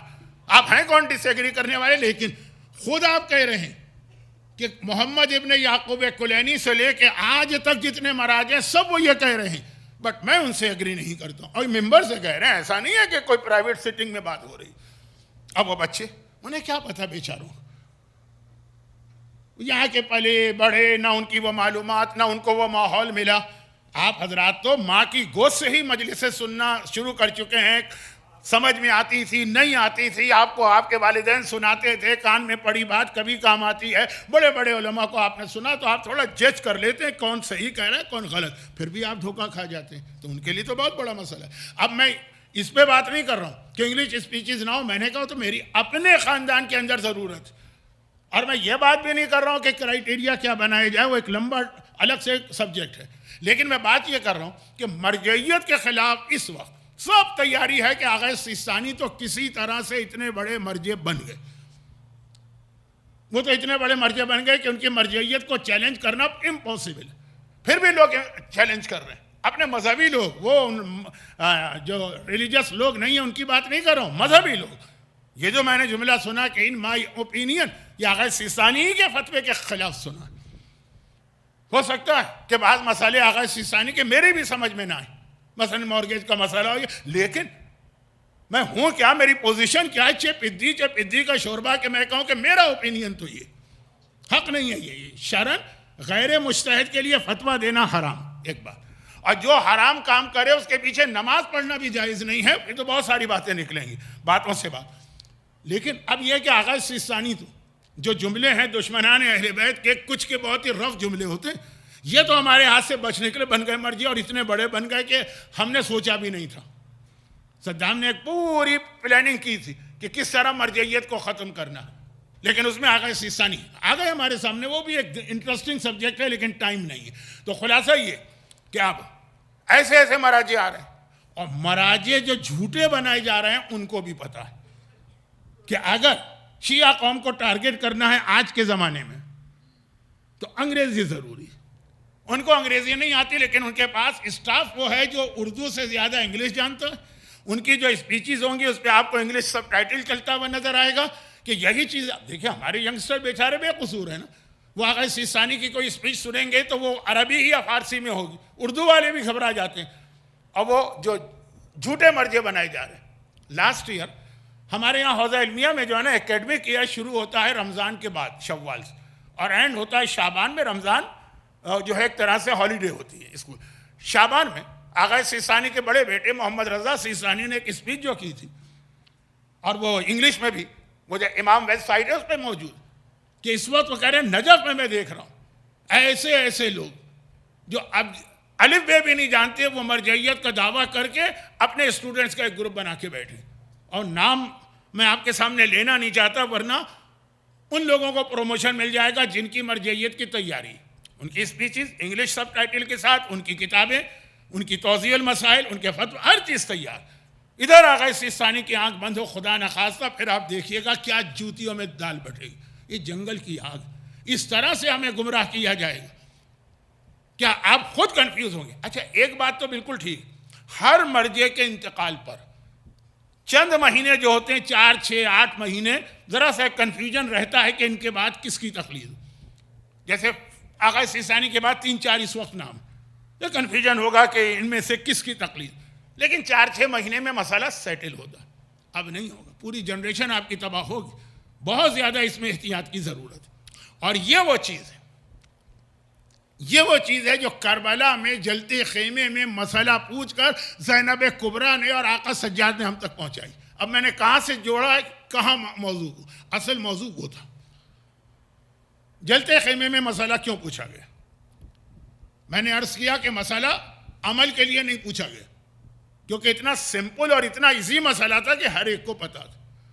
نعوذ باللہ، میں ایک مثال دے رہا ہوں کہ اگر جلتے ہوئے خیمے میں جناب زینب سجاد سے پوچھتی بیٹا سجاد تیری امامت میں مسئلہ پوچھ رہا ہے فجر کی نماز کتنی رکعت ہوتی ہے، تو کوئی سمجھ میں آنے والی بات ہے کہ یہ کوئی پوچھنے والا مسئلہ؟ بچے کو پتا ہے کہ فجر کی نماز 2 رکعت.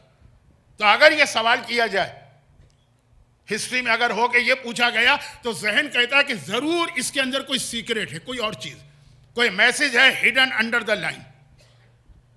تو جیسے آپ کے لیے میرے لیے یہ مسئلہ کہ فجر کی نماز کتنی رکعت یا سجاد بیٹا روزے کس مہینے میں رکھے جاتے ہیں، ہمیں سوال بالکل ایک طرح سے شہزادی کی شان کے خلاف تو لگے گا ہی، ایک عام عالم کی شان کے خلاف بھی لگے گا اگر وہ پوچھے کسی سے. اور حالات ایسے ہوں کہ خیمے جل رہے ہوں، نارمل بھی نہیں ہے، خیمے جل رہے ہیں، آگ لگ چکی ہے، سکینہ کے کرتے نے آگ پکڑ لی، تو ضرور اس کے پیچھے کوئی نہ کوئی اتنا امپورٹنٹ میسج ہوگا. اور وہ میسج کیا تھا وہ سنیے. اسی لیے میں نے وہ ایک جملہ نہیں، قرآن کی آیت 3 دن سے تلاوت کی. تمہیں کبھی کوئی چیز اچھی لگتی ہے وہ بری ہوتی، بری لگتی ہے اچھی ہوتی.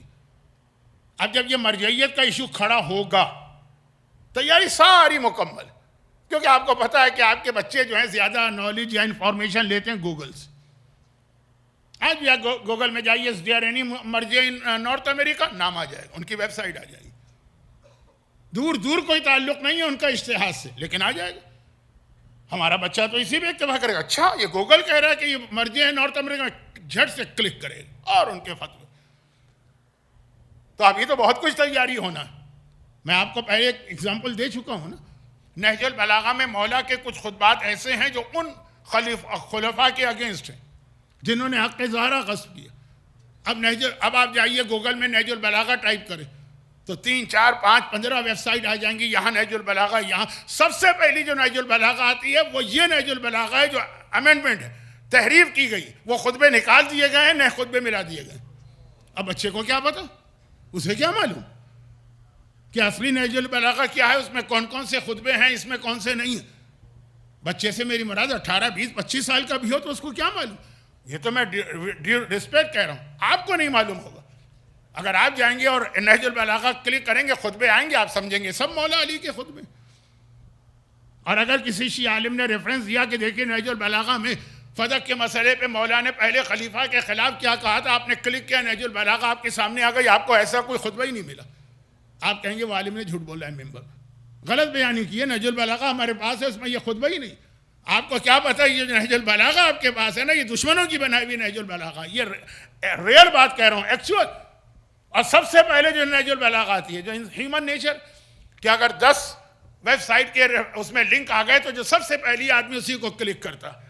بلکہ میں نے سنا ہے کہ اس کے اوپر گوگل شاید کچھ چارج بھی کرتا ہے، وہ جو ایک سیکوینس ہوتا ہے جو پہلے والا ہے اس کو پیسے دینا ہوتے ہیں. یہ میرا ڈپارٹمنٹ نہیں ہے، میں اس کو چھوڑ کے اصل بات پہ آتا ہوں. اب مرجعیت تو پھر بھی کوئی چیز نہیں، اصل چیز امامت ہے. آقا حسین کی شہادت کے بعد شیعت میں امامت کے حوالے سے اتنے جھگڑے ہونا تھے. کیوں؟ 2 ریزن ہیں، ایک نیچرل، ایک دشمن. اب دشمن آقا حسین کی شہادت کے بعد شیعت پہ قبضہ کرنا چاہتے ہیں، وہ جھوٹے امام بنائیں گے. لیکن وہ چھوڑ دیجیے، اس کو چھوڑ دیجیے، اس کی طرف میں نہیں جا رہا. ریئل پکے مخلص شیعہ آقا حسین کی شہادت کو برداشت کرنا کوئی آسان چیز ہے؟ آج آپ 1400 سال بعد بیٹھیں، آپ بچپنے سے آج تک یہ مصائب سنتے آئیں تو آپ کے لیے کوئی پرابلم نہیں. لیکن خود آقا حسین کے ہوتے ہوئے اس وقت جو شیعہ تھے ان کو یقین ہی نہیں آ رہا ہے کہ کیا ایسا بھی ہو سکتا ہے کہ کوئی حسین کو شہید کر دے. پاکستان میں ایسے لوگوں کو پرسنلی جانتا ہوں، پرسنلی، جن کا شیعت کے اوپر عقیدہ شیک ہو گیا تھا. کب؟ جب صدام نے کربلا پہ اٹیک کیا تھا، جناب عباس کے روضے پہ آقا. ارے اگر یہ ایسی طاقتیں ہیں یعنی امام حسین اور جناب عباس کی تو اٹیک کیا تو وہ اپنے روضے کو نہ بچا سکے. میں دشمنان اہل بیت کی ٹونٹنگ کی بات نہیں کر رہا ہوں، میں جن کو پرسنلی جانتا ہوں کہ ان کی شیعت میں کوئی مجھے شک نہیں، لیکن شیخ ان کا عقیدہ شیخ ہی ہو گیا. پھر وہ سنبھلے بعد میں. لیکن میں کہہ رہا ہوں تو روضہ ہے نا، تاریخ میں یہ روضہ کتنی مرتبہ ٹوٹا ہے. اور یہ بھی آپ یاد رکھیے کہ لوگ سمجھتے ہیں کہ اگر کبھی خانہ کعبہ پہ اٹیک ہوا اور فلاں دشمن طاقت خانہ کعبہ کو ختم کرنا چاہ رہی ہے تو قیامت ہوگی. خانہ کعبہ 2 دفعہ ٹوٹ چکا ہے، اس سے پہلے کوئی قیامت نہیں آئی. لیکن یہ کہ جن کا اتنا عقیدہ کعبہ ختم ہو گیا، اللہ نے نہیں بچایا، یہ عقیدہ شیک ہو جاتا. آقا حسین کی شہادت شیعت کے لیے اتنا بڑا صدمہ تک شوق کہ شیعت کی سمجھ میں نہیں آ رہا تھا ہمیں کرنا کیا. حسین کو کوئی شہید کر سکتا تو اللہ کہاں تھا؟ اچھا، جو لوگ تو بالکل ایسے جن کا عقیدہ جو تھا وہ بیس لیس تھا، بس وہ سنتے سنتے عقیدہ بنا تھا، کوئی دلیل نہیں تھی، انہوں نے تو چھوڑ دی شیعت. لیکن جن کو پتا ہے کہ نہیں بھائی یہ امام برحق ہیں، انہوں نے ایک عقیدہ بنا لی. جب آپ کسی بات پر آرگومنٹ کرتے ہیں اور دلیل دیتے ہیں نا، تو بعض اوقات ہوتی ہے علمی دلیل عقلی، بعض ہوتی ہے خالی ایموشنل دلیل. میں طلاق کے ایک کیس کو سالو کر رہا تھا اپنے علاقے میں نے کل کہا تھا نا کہ یہ کیس ایک چھوٹے وزٹ پہ سالو نہیں ہوتے. تو وہ بچی ایک بات کہنے لگی، جب دیکھیے ہم لوگ جب بات کریں گے طلاق کی تو بات یہاں سے سٹارٹ ہوگا نا کہ بھائی اب شادی ہو گئی، تمہارے یہاں اولاد بھی ہو گئی، اپنا نہیں تو اس بچوں کا خیال کرو کہ ان کا باپ ہے اور تم ان کو یتیم کر رہی ہو. اسٹائل ہوتا ہے نا 3-4 طریقے سے. وہ بچے نے کہا کہ مولانا آپ تو مجھے ایموشنل بلیک میل کر رہے ہیں. یہ لفظ پہلی مرتبہ میں نے وہاں سنا تھا. ایموشنل بلیک میلنگ سے آپ کام لے رہے ہیں بچوں کا ریفرنس دے کر. تو کچھ دلیلیں ایموشنل ہوتی ہیں یا کچھ دلیلیں بیس لیس ہوتی ہیں لیکن دیکھنے میں بڑی اچھی لگتی ہے. کیا انگریزی کا کوئی کہاوت ہے نا کہ ہر چمکنے والی چیز سونا نہیں ہوتی. دلیل کچھ بہت اچھی لگتی ہے. وقت بہت کم ہے، باتیں بہت پھیل گئی ہیں، جلدی جلدی ایک آدھ بات کرو. مولا کائنات کی ولایت جان قربان، اور جان قربان کی ہیں لوگوں نے اور آج بھی کر رہے ہیں.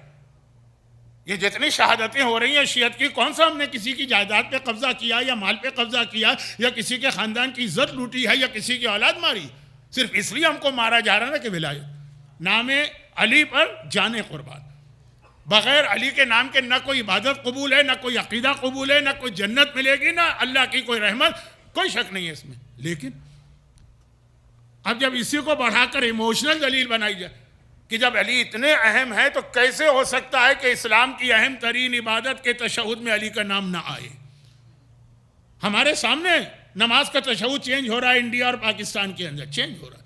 اشہد ان لا الہ الا اللہ وحدہ لا شریک لہ واشہد ان محمدا عبدہ ورسولہ واشہد ان علی امیر المومنین ولی اللہ اللہم صلی علی محمد وآل محمد. دلیل یہ دی جاتی ہے کہ جب توحید اور رسالت انکمپلیٹ ہے بغیر علی کے تو نماز بھی انکمپلیٹ ہے شامل کرنا. اب عام مومن کو یہ چیز پسند آتی ہے. ہاں بات تو صحیح، میں اس مسئلے پہ نہیں جا رہا، میں تو بتا رہا ہوں دلیل کی قسمیں. ایموشنل دلیل سمجھ میں آ گئی، یہ اپنے عقل سے لوگ دلیل بناتے ہیں.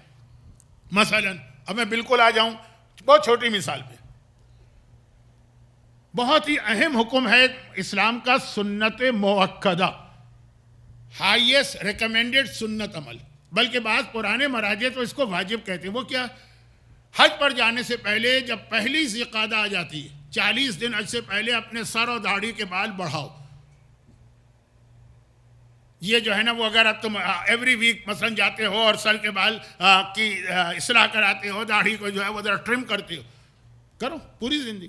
1 ذی قعدہ سے 10 ذی الحجہ جب مینا کے میدان میں سر مونڈا جائے گا وہاں تک 40 دن. مردوں کی بات ہو رہی ہے. وہاں مردوں کے لیے سنت موقدہ ہے بال بڑھانا، بعض مراجع واجب کہتے ہیں. یہ میں اس لیے اشارہ کرتا ہوں کہ ہو سکتا ہے کہ فیوچر میں کوئی ایسا مرجع آ بھی جائے.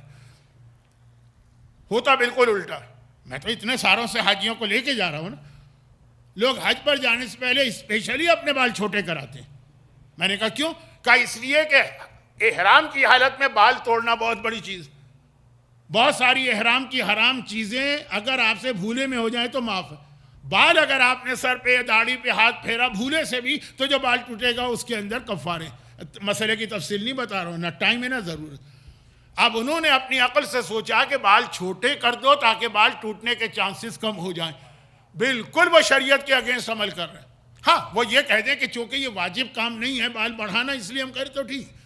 لیکن جب وہ دلیل لاتے ہیں کہ احرام میں بال نہ ٹوٹے اس لیے ایز اے سیفٹی پریکاشن ہم بال چھوٹے کر رہے ہیں، یہ گویا امام کی حدیث کے سامنے آپ نے اپنی جذباتی دلیل پیش کی. تو بہت مثالیں مجھ سے ایک اشرا سن لیجئے اس موضوع پر، لیکن کہاں یہ 5 مجلس سے لوگ نہیں سن پاتے ہیں. کیا یہ تو نہیں ہے نا مومن کمیونٹی؟ تو خلاصہ یہ ہے کہ اب وہاں پہ وہ شیعہ جو شوق میں پہنچ گئے امام حسین شہید ہو گئے. How it's possible? ہو ہی نہیں سکتا، لیکن ہوئے شہید، ہو ہی نہیں سکتا. تو ایک دلیل بنائی، اور وہ دلیل میں نے پچھلے سال بھی عرض کی تھی لیکن اتنے ڈیٹیل کے ساتھ نہیں. دلیل کیا بنائی؟ دلیل یہ بنائی کہ حضرت عیسیٰ بہت عظیم نبی، لیکن حسین سے تو رتبہ کم ہے نا. ہمارے تمام امام 12 کے 12 امام سوائے رسول خدا کے تمام انبیاء سے افضل. اور یاد رکھیے گا کہ رسول خدا نبی بھی ہیں، رسول خدا امام بھی ہیں. بعض روایتوں میں 13 امام کا لفظ آیا ہے، 13 کا لفظ آیا ہے، تو اعتراض ہوتا ہے. مثلا شہزادی کونین پر جو مظالم ڈھائے گئے، دروازہ جلایا گیا، کوڑا مارا گیا، اس کا سب سے فیمس اتھینٹک اور فرسٹ ریفرنس ہے ایک سلیم ابن قیس کی کتاب ہے، بک آف سلیم ابن قیس. بھرا پڑا انٹرنیٹ اس کے اوپر دشمنان اہل بیت کے آرگومنٹ. اسی میں پورے واقعات ہیں، کیسے گھر جلا، کیسے دروازہ توڑا گیا، کیسے کوڑا مارا گیا. اس میں ایک حدیث یہ آئی ہے کہ 13 امام. تو اب یہ دشمنان اہل بیت ہم سے کہتے ہیں، یہ آرگومنٹ ہے یوٹیوب پر، کہ اگر آپ اس کتاب کو صحیح مانتے ہیں تو امام بھی 13 مانیے، اگر آپ کہتے ہیں نہیں امام تو 12 ہیں تو کتاب غلط ہے. تو جواب بھی یہی ہے جو آغا خوئی نے جواب دیا ہے، یہ آغا خوئی کا جواب ہے کہ 13 امام ہے، کیونکہ رسول خدا بھی امام ہے. رسول خدا کے جانشین 12 امام ہیں. وہ جو 12 ہیں وہ رسول کے جانشین، لیکن ویسے 13. تو رسول جو ہیں، تو کہنے کا مسئلہ ہے کہ امام نبی سے افضل ہے، عیسیٰ سے افضل. کہا عیسیٰ پہ دشمنوں نے اٹیک کیا. پھر کیا ہوا؟ پھر یہ ہوا کہ جو دشمن کی آرمی اس کمرے میں داخل ہوئی جہاں عیسیٰ تھے، انہوں نے عیسیٰ کو پکڑنا چاہا. اللہ نے عیسیٰ کو اٹھا لیا آسمان پر. وہ جو ان کا چیف تھا جو اکیلا گیا تھا، اس کا فیس ہو گیا عیسیٰ جیسا. اب جب باہر آیا کہتے ہوئے کہ عیسیٰ تو ہے ہی نہیں، لوگوں نے اسی کو پکڑ لی. اس نے کہا میں عیسیٰ نہیں ہوں. کہا کہ نہیں، ہر مجرم یہی کہتا میں قاتل نہیں ہوں، میں چور نہیں ہوں، تم عیسیٰ ہی ہو. جان بچانے کے اس کو اٹھا کے سولی دے دی. جو کرسچینٹی کا عقیدہ ہے سولی دی گئی وہ ہے واقعہ، لیکن کس کو؟ عیسیٰ کو نہیں. تو کہا جو حسین عیسیٰ سے افضل ہے، اللہ نے ان کو اٹھا لیا. وہ آسمان پر ہے سے، جیسے کل حضرت ادریس کا واقعہ آیا تھا، جو ان کو شہید کرنے آیا تھا اس کی شکل حسین جیسی بنا دی اللہ نے. تو اس کا سر کاٹا گیا اور نوکے نیزہ پہ گھمایا گیا. بات سمجھ میں آ رہی ہے کہ ہاں عیسیٰ کو اگر اللہ اٹھا سکتا ہے اور محفوظ کر سکتا ہے آسمان پر، تو حسین تو عیسیٰ سے افضل ہے. اب یہ کتنا خطرناک جملہ ہے، حسین محفوظ ہے، یہ جملہ خطرناک نہیں، خطرناک اس کے بعد کا جملہ ہے. اگر حسین اب تک زندہ موجود ہیں تو چوتھا امام نہیں ہے. جب تیسرا مرے گا تو چوتھے کی امامت شروع ہوگی. تو چوتھا امام نہیں ہے. جب یہ چوتھا امام نہیں ہے اور وہ کہہ رہا ہے کہ میں امام ہوں، تو گویا یہ جھوٹ بول رہا ہے، نعوذ باللہ. اب چوتھے امام پر بھی اعتراض ہوا، ان کی عصمت پر بھی اعتراض ہوا، ان کے کیریکٹر پر بھی اعتراض ہوا. جب وہ امام نہیں ہے تو ان کا بیٹا 5واں کہاں سے امام بن گیا؟ پورا امامت کا سلسلہ ایک عقیدے سے ختم. کون سا عقیدہ؟ کہ حسین عیسیٰ سے افضل ہے. تو عیسیٰ کو اگر اللہ بچا سکتا ہے، دشمن یہ سمجھ رہے ہیں کہ ہم نے عیسیٰ کو مار دیا، تو حسین کو بھی اللہ نے بچایا، دشمن یہ سمجھ رہے ہیں کہ ہم نے حسین کو مار دیا. اور یہ والی دلیل لوگوں کو اپیل کر رہی ہے، عقلوں میں آ رہی ہے. بات بالکل صحیح ہے. شیعت پوری کی پوری سیدھے راستے سے ہٹ رہی تھی. زینب کبریٰ نے ایک جملہ کہا، بیٹا تیری پھپھی تیری امامت میں مسئلہ پوچھنے آئی ہے، تو میرا امام وقت ہے. اصل چیز مسئلہ نہیں، اصل چیز ہے جملہ ہے، تو اس وقت کا میرا امام ہے.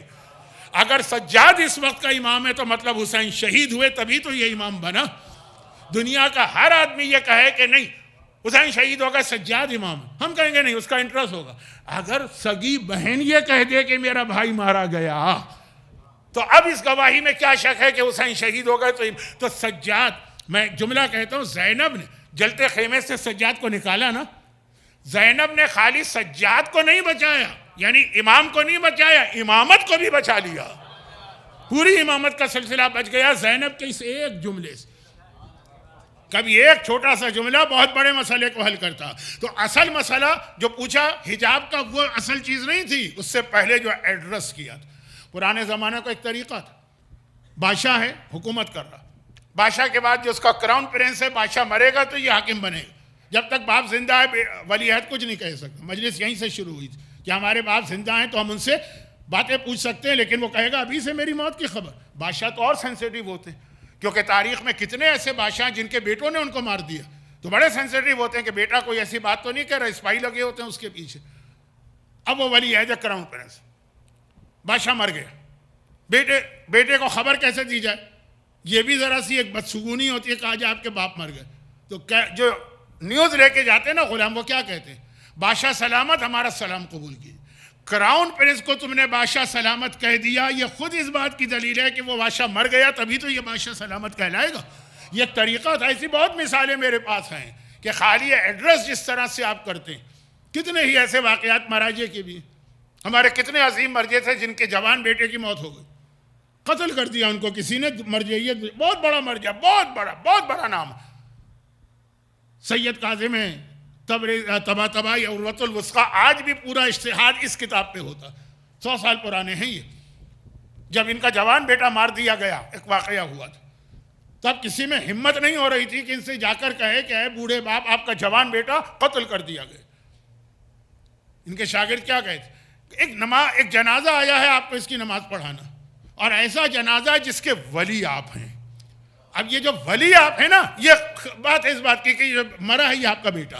تو ایک طریقہ ہوتا ہے، یہ مختلف میرے پاس میں بشر حافی کا واقعہ، وہ جو جانور سڑکوں کے اوپر گندگی نہیں پھیلاتے، گندگی پھیلائی، لوگ رونے لگے، گندگی کا مطلب ہے کہ بشر مارے گئے، بہت مشہور واقعہ ہے، شاید میں کل تھوڑا سا ریفرنس دے بھی دوں۔ تو خلاصہ یہ ہے کہ یہ جملہ بہت اہم تھا کہ بیٹا تو اس وقت میرے زمانے کا امام۔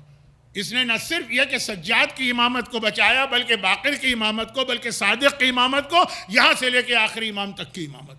اور یہاں رک کر ایک بات اور کہہ دوں، یہ بھی ابھی میں کہہ کے آیا ہوں، لیکن چھوٹی سی بات ہے، سن لیجیے۔ اور وہ یہ ہے کہ کبھی کبھار ہم لوگ مجلسوں میں، نہیں کبھی کبھار نہیں، ہمیشہ ہر سال فاقہ شکنی کے مجلس میں جو مسائل پڑھتے ہیں نا، اس میں یہ بیان کرتے ہیں کہ آقا حسین نے کربلا میں 3 مرتبہ، 1 بار نہیں، 2 بار نہیں، 3 بار حل من ناصر ینصرنا کی فریاد بلند کی تھی۔ آخری مرتبہ تو بس وہ آخری فریاد تھی جب ذوالجناح سے گرنے والے تھے۔ اس سے پہلے جو فریاد تھی سیکنڈ والی، وہ تھی جب جناب علی اصغر نے یہ آواز سن کر اپنے آپ کو گہوارے سے گرا لیا۔ اور فرسٹ ٹائم جب یہ کہا تھا جناب عباس اور علی اکبر کی شہادت کے بعد، پہلا استغاثہ حسین نے کیا تھا عباس کی شہادت کے بعد۔ طلّہ زینبیہ جو مشہور ہے نا، وہ اس پہ اصل میں آقا نے وہاں کھڑے ہو کے فریاد کی۔ تو چوتھا امام خیمے سے تلوار لے کے نکل رہا تھا اس بیماری میں، تو آقا نے زینب سے کہا تھا، بہن زینب سجاد کو روک لو ورنہ نسل امامت ختم ہو جائے گی۔ یہ پہلا استغاثہ۔ اب لوگ آتے ہیں، مولانا with due respect، ہم آپ کو کوئی آپ کی نالج میں کچھ اضافہ کرنا چاہ رہے ہیں، ایک چیز آپ کو بھی نہیں پتا، ہم آپ کو بتا رہے ہیں۔ ہم نے کہا بتائیے بھائی، واقعا ہمیں کچھ نہیں پتا، جاہل مطلق ہے، ہمارے استاد بن جائیے، کوئی تعجب بھی نہیں۔ لوگ مولا کو جا کے بتایا کرتے تھے، یا علی آپ نے یہ غلط کر دیا، یا علی آپ بتائیے۔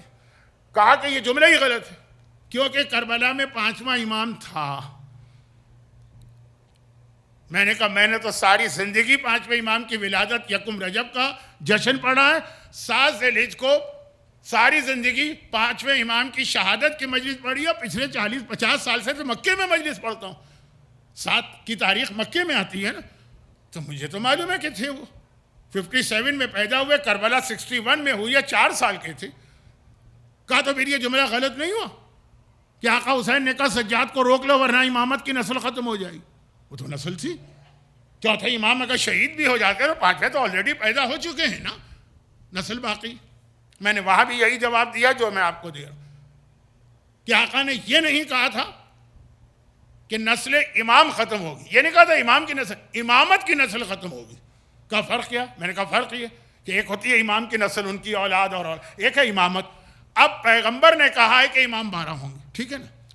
اگر چوتھے امام بابا کے سامنے شہید ہو جاتے تو وہ چوتھے نہیں بنتے نا، تو شہید ہو گئے، تو 5ویں بن جاتے چوتھے امام حسین کے بعد، 6 بن جاتے 5ویں، 8ویں بن جاتے 7ویں، 11ویں بن جاتے 10ویں، 12ویں امام ہو جاتے 11، وہاں پہ امامت ختم ہو جاتی۔ اب شیعت کنفیوز ہوتی ہے کہ رسول نے تو کہا 12، یہ تو 11 ہی ہوئے۔ دیکھیں کتنے اہل سنت پر ہمارا اعتراض ہے کہ تم 12 اماموں والی حدیث کوٹ کرتے ہو، تو بتاؤ تمہارے 12 کون سے ہیں؟ اب وہ پریشان ہو جاتے کہ ہاں حدیث تو ہے 12 کہاں سے لے تو پک اینڈ چوز کرتے ہیں, 4 یہ ہوگا, ایک وہاں سے اٹھا لی, ایک وہاں سے اٹھا لی, ایک وہاں سے اٹھا لی. کیونکہ اگر ایک سیکوینس سے چلائیں تو یزید بھی بیچ میں آ رہا ہے چھٹا. اب آج کل تو ایسے ہیں جو اپنے آپ کو یزیدی کہتے ہیں, لیکن اتنی ہمت مسلمانوں میں سے پہلے نہیں تھی کہ اسے 12 اماموں میں شامل کرے. تو اب وہ کیا کہ وہ معاویہ اس کے باپ کو لیتے ہیں, پھر یزید کو چھوڑ دیتے ہیں, تو پھر اس کا بیٹا بھی چھوڑ دیتے ہیں کیونکہ اس نے خود ہی کہا تھا مجھے نہیں چاہیے. تو اب یہ ایک ادھر ایک ادھر سے لیا, ایک ادھر سے, 12 کسی طرح پورا کرتے ہیں. اور جب پورا کرتے ہیں ہم کہتے ہیں اس کے بعد بھی آپ کے خلیفہ چل رہے ہیں, وہ کہاں گئے؟ کوئی جواب نہیں ہے, سب پٹا جاتے ہیں. لیکن یہی شیعت کے ساتھ ہوتا, اگر 11 ہی ہوتے اور سلسلہ رک جاتا. نہیں, یہ تو پھر وہ سلسلہ نہیں ہے جو رسول نے کہا, 12 کوئی اور ہوں گے. تو امامت جو ہے اس کی چین ٹوٹ جاتی, سیکوینس آف امامت. اس جملے کا مطلب کہ زینب بہن سجاد کو روک لو ورنہ نسل امامت کٹ جائے گی, وہ یہ جملہ تھا کہ 12 نہیں رہیں گے, 11 رہیں گے, اور 11 ہو نہیں سکتے اس لیے. تو اب بعض جملے ایسے کہ بہت ہی سمپل ہے, بولتے چلے جائیے, سننے والے بھی سنتے جاتے ہیں, لیکن اس کے پیچھے جو ایک پورا میسج ہوتا ہے ادھر ذہن نہیں جاتا. تو آج میں نے بتایا چوتھے امام. اچھا اب کیا ہوا, زینب نے یہ جملہ کہا, اب امامت جتنی بیویاں ہیں انہوں نے بھی سنی, اور اس کے بعد بھی بعد میں کوفے میں, شام میں, جہاں جہاں موقع ملا زینب نے سجاد کی امامت کا انٹروڈکشن کرایا بہت بڑے طبقے کو. ڈسپائٹ دیٹ جب چوتھا امام مدینے آیا تو اب زینب اس طرح مردوں میں تو اسپیچ نہیں کر سکتی ہیں, مدینے آ کر وہاں کوفہ و شام میں کرنا پڑی جو کل بات تھی. اب مدینے میں باقاعدہ ایک فرقہ بنا, آج بھی تاریخ میں لکھا ہے, جا کے دیکھیے گا, فرقہ واقفیہ. واقف کہتے ہیں رک جانا, اسٹاپ. وہ فرقہ ہے جو آقا حسین پہ رک گیا, اس کے بعد کسی امام کو نہیں مانتا. ریزن کا حسین زندہ, وہی بات جو میں کہہ رہا ہوں.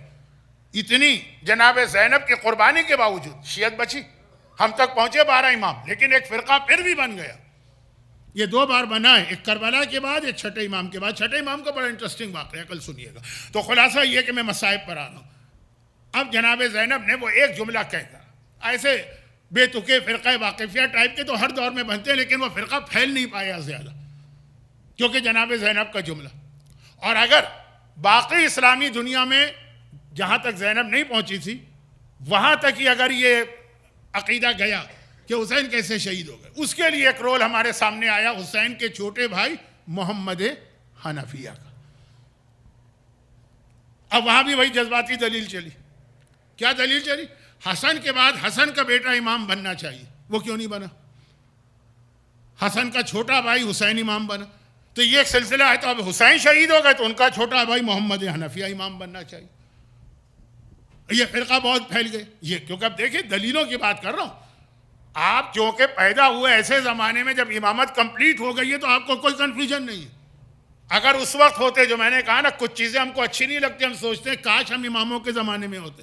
ارے ہر امام کی شہادت پہ آپ کو مسئلہ ہوتا ہے کس کو امام مانو. یہ جملہ کل آئے گا, بہت وقت ہو گیا, 1 گھنٹہ ہو گیا میری مجلس کو, میں ختم کر رہا ہوں. یعنی یہ جملہ ذرا برا لگے گا, لیکن حقیقت ہے کہ سجدہ شکر ادا کیجئے کہ آپ غیبت میں پیدا ہوئے ہیں. ہر امام کے زمانے میں کنفیوژن. اب وہاں وہ دلیل چلی. دیکھیے ایک دلیل وہ لائی گئی کہ حسین زندہ ہیں آسمان پہ تو عیسیٰ سے افضل ہے. کچھ کو وہ اپیل کر گئے, کچھ کو یہ اپیل کر گئے کہ بھائی ہاں حسن کے بعد اگر حسین امام بنے, جبکہ ہونا تو چاہیے باپ کے بعد بیٹا, باپ کے بعد چھوٹا بھائی بنا تو اس کے بعد اس کا چھوٹا بننا چاہیے محمد حنفی. اور ان کا بھی بڑا ہائی سٹیٹس, بڑے ان کے بھی فضائل تاریخوں میں آئے. ابھی رسول خدا علی سے کہہ گئے کہ اے علی, قیامت تک کے لیے میرا میسج ہے کہ اگر کوئی میرا نام رکھے اپنی اولاد کا محمد تو کنیت ابو القاسم نہ رکھے, اور اگر کنیت ابو القاسم رکھے تو نام محمد نہ رکھے. یہ دونوں کو, یہ میرا ہے, یہ دونوں کو ایک بچے میں جمع کرنا جائز نہیں. صرف 2 کو میں پرمیشن دیتا ہوں.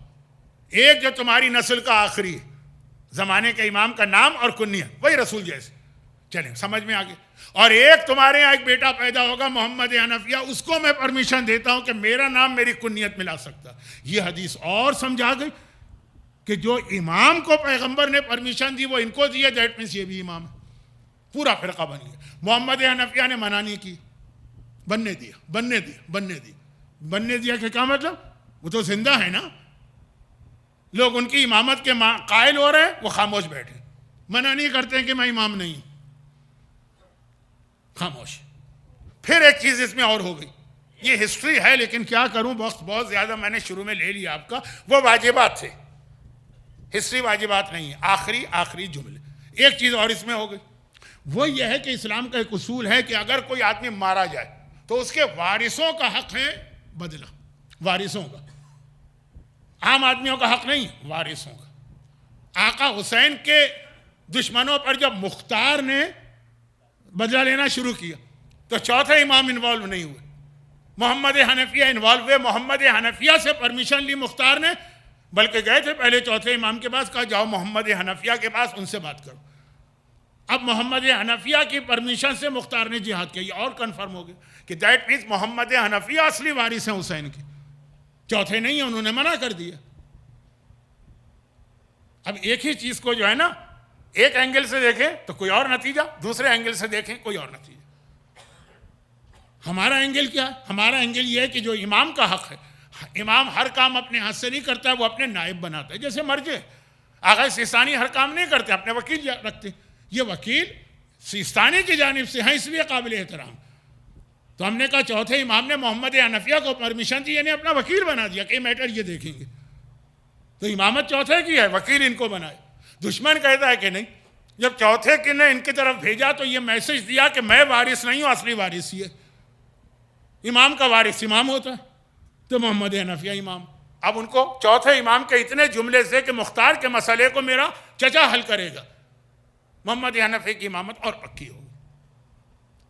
اب پھر وہ واقعہ پیش آیا کہ ایک حج پر، حج وہ چیز ہے، حج سے بات شروع ہوئی تھی، حج پہ ختم ہو گئی،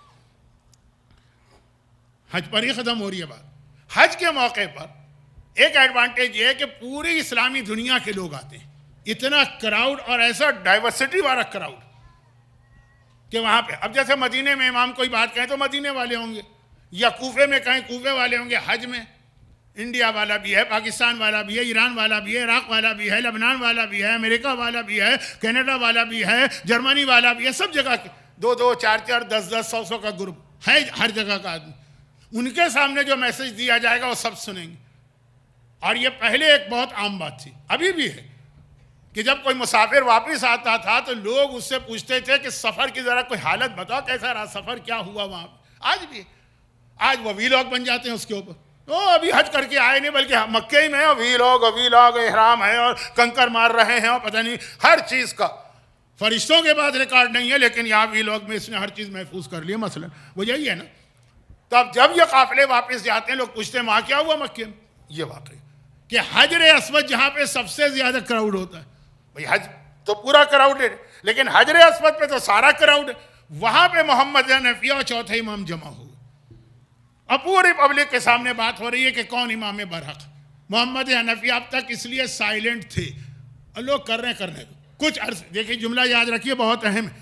کبھی کبھار کسی بڑے میسج کے لیے ٹیمپریری گمراہی کی اجازت ہے. یہ 7ویں امام کا جملہ ہے جو میں کل بتاؤں گا. ٹیمپریری گمراہی، اتنے سال جو لوگوں نے محمد حنفیہ کو امام مانا گمراہ ہے نا، غلط کو امام مانا، وہ کیوں خاموش بیٹھے؟ وہ اس لیے خاموش بیٹھے کہ جب حجر اسود کے سامنے جمع ہوئے اور وہاں چچا اور بھتیجے میں یہ بات ہوئی کہ کون امام برحق، تو ڈیسیشن کیا لیا گیا؟ جس کے بارے میں حجر اسود گواہی دے گا. محمد حنفیہ آگے بڑھے، حجر اسود خاموش رہا. چوتھے امام آگے بڑھے، حجر اسود بولنے لگا. یہ کتنا بڑا میریکل ہے. حجر اسود بول رہا ہے. یہ تو بالکل جاہل مطلق بھی اگر کوئی حاجی ہے وہ چونک گیا، یہ کیا ہو رہا ہے. یہ حجر اسود کا بولنا اور اس سے پہلے چچا اور بھتیجے کا حجر اسود کے سامنے جھگڑا کرنا، علمی جھگڑا. آپ امام ہیں کہ میں امام ہوں. یہ اتنے بڑے مجمع کے سامنے محمد حنفیہ نے میسج دیا، اس لیے اتنے سال خاموش رہے، 3 4 5 سال، کہ ایسے مجمع کے سامنے یہ میسج دیا جائے گا. مثلا فرض کیجئے کہ اٹلانٹا کے مومنین کو یا سینٹر کو کسی ڈونیشن کی ضرورت. ویسے تو مجھے پتا ہے کہ ان کو کوئی ڈونیشن کی ضرورت نہیں، یعنی ان معنوں میں کہ ابھی وہ پروجیکٹ اناؤنس نہیں ہوتا اور لوگ آ جاتے ہیں ڈونرز، ہے نا. یہاں ہے ایک جذبہ. تو یہ لیکن میں مثال دے رہا ہوں، ڈونرز کی ضرورت. وہ میری مجلس میں ڈونیشن کا اعلان کریں گے، یہ 25 آدمی بیٹھے ہی دیں گے تو کیا دیں گے. وہ اعلان کریں گے جب بہت بڑا کراؤڈ ہوگا کہ فلاں تاریخ بڑی تاریخ ہے، اس میں پورا یہ جو ہے نا امام باڑہ بھرا ہوگا، اس میں اعلان کرو تاکہ سب تک میسج پہنچے. یہ ہماری آپ کی نیچر ہے. یہی وہاں تھا. محمد حنفیہ مدینے میں اپنے گھر میں بیٹھ کے کہتے میں امام نہیں. کوئی سنتا کوئی نہیں سنتا, کوئی توجہ دیتا کوئی نہ توجہ دیتا. لیکن ایسا مجمع چوز کیا حج ہے, اور حج میں بھی وہ جگہ جہاں ہر وقت مجمع ہوتا ہے. حجر اسود میں تو آدمی کے اوپر آدمی چڑھا ہوتا ہے. اگر آپ کبھی حجر اسود کو بوسہ دیں, بوسہ دے رہے ہیں کہ آپ کے کندھے کے اوپر سے 2 آدمی آ جائیں گے اور وہ آپ کو پیچھے دھکیلیں گے. وہاں پہ جب یہ ڈائلاگ ہوا چچا بھتیجے کا, سب نے سنا, اور جب سنا تو جب واپس جائیں گے اپنے شہر میں, حج کی کوئی اور چیز بتائیں کہ نہ بتائیں, یہ ضرور بتائیں گے کہ حجر اسود کے سامنے یہ مسئلہ ہوا تھا, حجر اسود نے ان کے حق میں گواہی دی. تو اب جو باقی رہ گیا تھا شیعت کا وہ ٹکڑا کہ جو صحیح امامت سے ہٹ گیا تھا, اس واقعے نے اس کو ختم کیا. میں کہتا ہوں محمد حنفیہ کا بہت بڑا یہ جہاد تھا کہ انہیں امامت مل گئی تھی. چوتھے امام کے چاہنے والے کم تھے اس وقت, فرقہ واقفیہ الگ نکل گیا, محمد حنفیہ کی دلیل لوگوں کو الگ سوٹ کر گئی, اور مختار نے چونکہ ان سے پرمیشن لی تھی اس لیے مختار مسلسل ان کے کانٹیکٹ میں تھے. تو جو شیعہ بھی قاتلان امام سے نفرت کرتا وہ خود بخود محمد حنفیہ کے قریب ہو گئے, انہوں نے چھوڑ دی امام. ایک جملہ میں کہہ کے بات ختم کرتا ہوں. خاندان اہل بیت میں ایک بہت اہم مثال ہے ابو طالب. ابو طالب اس قربانی دینے والے کا نام ہے جس نے ساری بدنامیاں مول لی, ان کو کافر کہا گیا, ان پہ الزامات لگائے گئے, لیکن محمد کے پروٹیکشن کے لیے ابو طالب ظاہری کلمہ نہیں پڑھ رہے ہیں, دین ابراہیمی بھی تو ہیں. ایسے بہت سے ابو طالب اس خاندان میں بعد میں گزرے جنہوں نے توہین برداشت کی, بدنامی برداشت کی, سب کچھ تاکہ امامت کو تحفظ دیا جائے یا امامت کا میسج پہنچایا جائے. ان میں سے ایک محمد حنفیہ. تو ایک بہت مشہور معجزہ پڑھا جاتا ہے چوتھے امام کا محمد حنفیہ کے ساتھ, اس کی پوری ہسٹری آپ نے سنی, اور اس کے بعد کچھ باتیں اس میں رہ گئی ہیں وہ انشاءاللہ کل آ جائیں گے. لیکن محمد حنفیہ کا چوتھے امام کی امامت کو اس طرح سے کنفرم کرنا, یہ بات کی چیز ہے. اس کربلا کے واقعے میں اس سے پہلے محمد حنفیہ کا نام کہاں پہ آتا ہے؟ کربلا کے واقعے میں محمد حنفیہ کے نام 2 جگہوں پہ آتا ہے, جہاں کربلا اسٹارٹ ہوئی, جہاں کربلا فنش. کربلا کا اسٹارٹنگ کیا ہے 28 رجب, حسین مدینے سے نکلے. محمد حنفیہ کو بلا کے ایک تو حسین نے ایک ڈاکومنٹ لکھ کے ان کو دی کہ یہ ہے میرا کربلا کا پرپس, تاکہ بعد میں لوگ اپنی اپنی مرضی کی باتیں نہ بنا لیں. کوئی کہہ دے گا کہ حکومت تو حسین تو اقتدار لینے گئے تھے, لکھ کے دے گئے انی لم اخرج اشرم ولا بشرم ولا ظالمن ولا مفسدا, ظلم کرنے جا رہا ہوں, نہ ڈویژن پیدا کرنے جا رہا ہوں, نہ حکومت لینے جا رہا ہوں, لکھ کے. کوئی کربلا کا مقصد بنائے گا حسین اس لیے گئے تاکہ اپنے سارے گناہگار شیعوں کو جنت میں لے جاؤ. تم شرابیں پیو, تم نمازیں قضا کرو, تم سور کھاؤ, تم حرام کام کرو. حسین کربلا گئے اسی لیے تھے, نعوذ باللہ. کوئی میرے مقصد کو ختم نہ چینج نہ کرے, ٹویسٹ نہ کرے. چنانچہ لکھ کے دیا. کس کو لکھ کے دیا؟ محمد حنفیہ.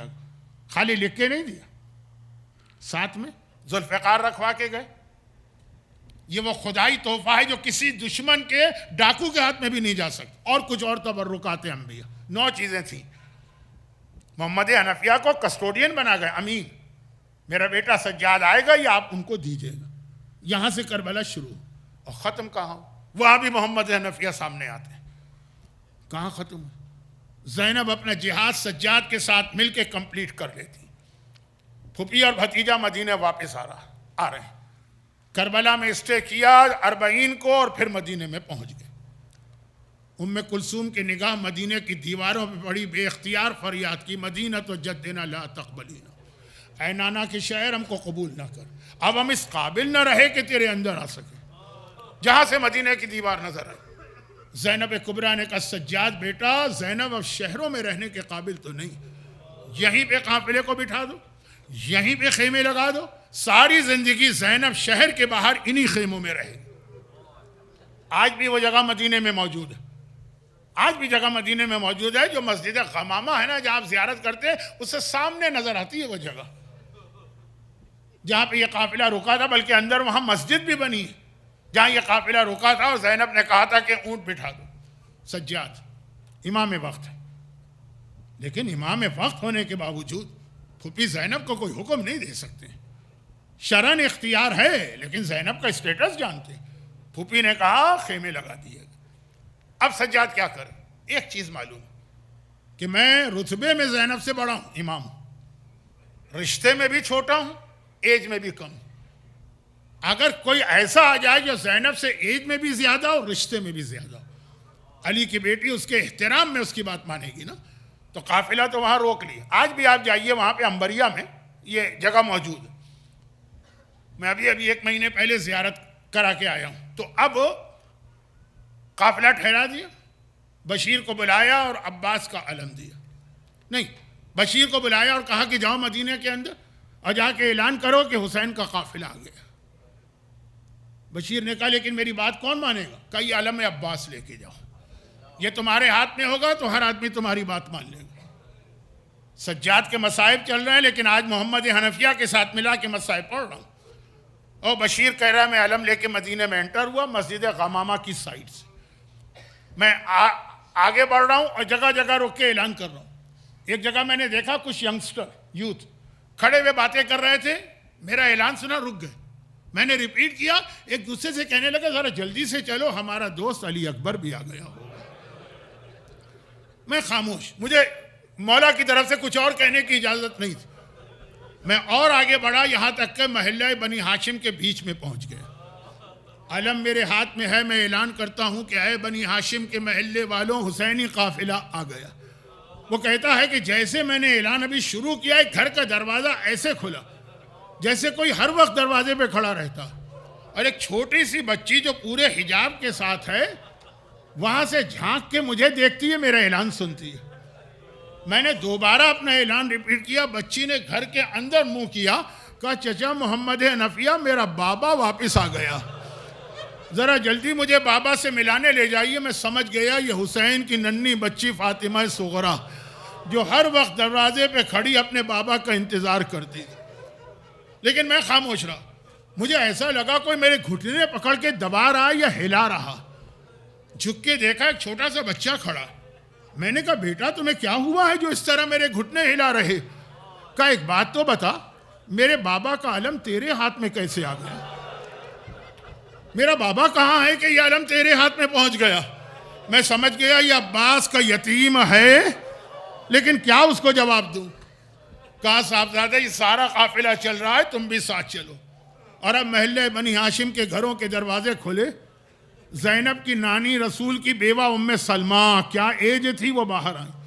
زینب کی سگی پھوپھی مولا کائنات کی بڑی بہن ام ہانی وہ باہر آئیں۔ عباس علمدار کی ماں ام البنین باہر آئیں۔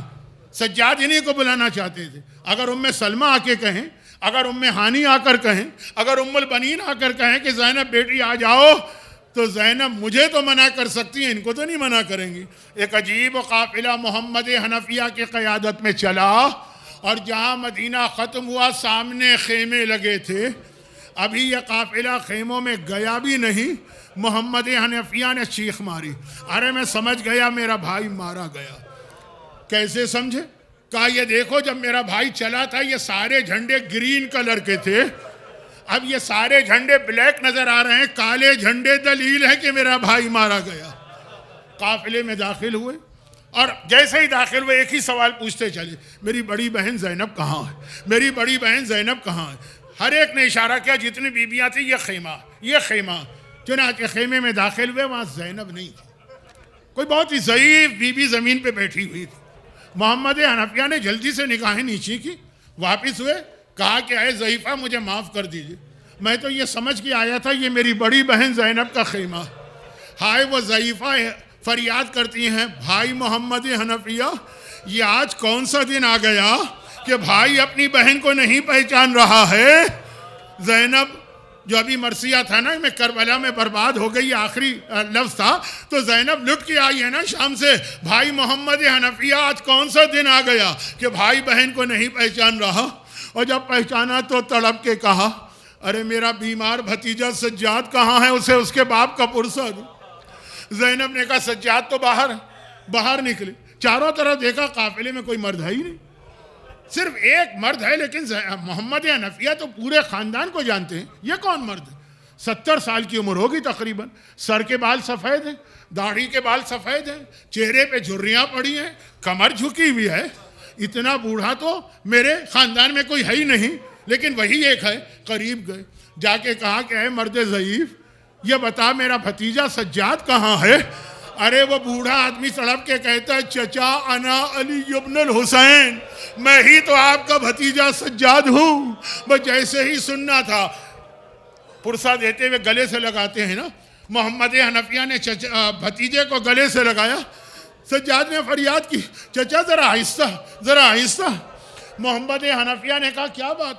کہا چچا 1 سال تک جو توق گلے میں تھا نا، اب تک اس کا زخم باقی ہے، ذرا آہستہ۔ اور جب محمد حنفیہ نے سر سے پیر تک دیکھ کے کہا سجاد تو مجھ سے بھی زیادہ بوڑھا نظر آ رہا ہے، ارے اتنا بوڑھا کیوں ہو گیا؟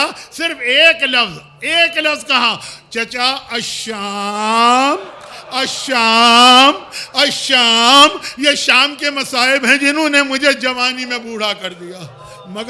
مگر ایک عجیب منظر آپ دیکھیں گے کہ ساری بیویاں اب ام بنین، ام ہانی، ام سلمہ، محمد حنفیہ خاندان کی عورتوں کے ساتھ بیٹھ کے پرسہ اور باتیں ہو رہی ہیں، سغرا کسی سے کوئی بات نہیں کرتی، ایک ہی کام کر رہی ہیں، ایک بیوی کے پاس جاتی ہیں، گود میں جھانک کے کچھ دیکھتی ہیں، آگے بڑھ جاتی ہیں، وہاں گود میں دیکھتی ہیں، آگے بڑھ جاتی ہیں، ایک بیوی کے پاس، رباب کے پاس گئیں، لیلا کے پاس گئیں، فروا کے پاس گئیں، کبرا کے پاس گئیں، کلثوم کے پاس گئیں، آخر میں زینب کے پاس آئیں، گود میں جھانک کے دیکھا، آگے بڑھی۔ زینب نے کہا سغرا بیٹی تجھے ہوا کیا ہے؟ یہ کیا کر رہی ہے؟ کہا پھوپھی اماں مجھے اب کچھ نہیں پوچھنا، مجھے پتا ہے میرا سارا گھرانہ مارا گیا، نہ بابا کے بارے میں پوچھنا ہے، نہ بھیا علی اکبر کے بارے میں، نہ چچا عباس کے بارے میں، بس ایک اطمینان ہے، میرا ننھا بھیا علی اصغر تو زندہ ہوگا نا، اسے گلے سے لگا کے تسلی دوں۔ ارے زینب کیسے بتائیں سغرا بیٹی، تیرا اکبر تو 3 بھال کا، تیرا اصغر تو 3 بھال کا تیر کھا کے دے۔ آج بھی باب الحوائج اصغر ہی کے مصائب پہ مجلس ختم ہوئی، اگرچہ میں نے سجاد و محمد حنفیہ کے مصائب پڑھے ہیں۔ خدا بندہ تجھے واسطہ اہل بیت کے اس لٹے قافلے کا جو کربلا میں برباد ہو کے مدینے میں آیا اور اب ظہور امام تک آباد نہ ہوگا، ان کے مصائب کا واسطہ جو مومنین جو مومنات آج کی مجلس میں ان کو، ان کے گھروں کو، ان کے گھر والوں کو، ان کی اولادوں کو، ان کے رزق کے ذرائع کو اور آفت و پریشانی سے محفوظ فرما۔ اس لٹے ہوئے گھر کے بے گور و کفن لاشوں کا واسطہ ہمارے تمام مرحومین، خصوصاً جو آج کی مجلس میں ہیں، ان مومنین و مومنات کے خاندان کے تمام مرحومین کی مغفرت فرما۔ پروردگارہ ہم میں جو بیمار ہیں، بیماری سجاد کا واسطہ انہیں شفاء کاملہ عطا فرما۔ خدا بندہ جن کی کوئی حاجت و تمنا ہے، باب الحوائج عباس، باب الحوائج اصغر، باب الحوائج زینب کبریٰ کا واسطہ ان کی ساری حاجتیں پوری فرما۔ دین اہل بیت کے لیے ہمیں ہر قربانی کا جذبہ عطا فرما۔ ظہور امام میں تعجیل فرما۔ ماتم حسین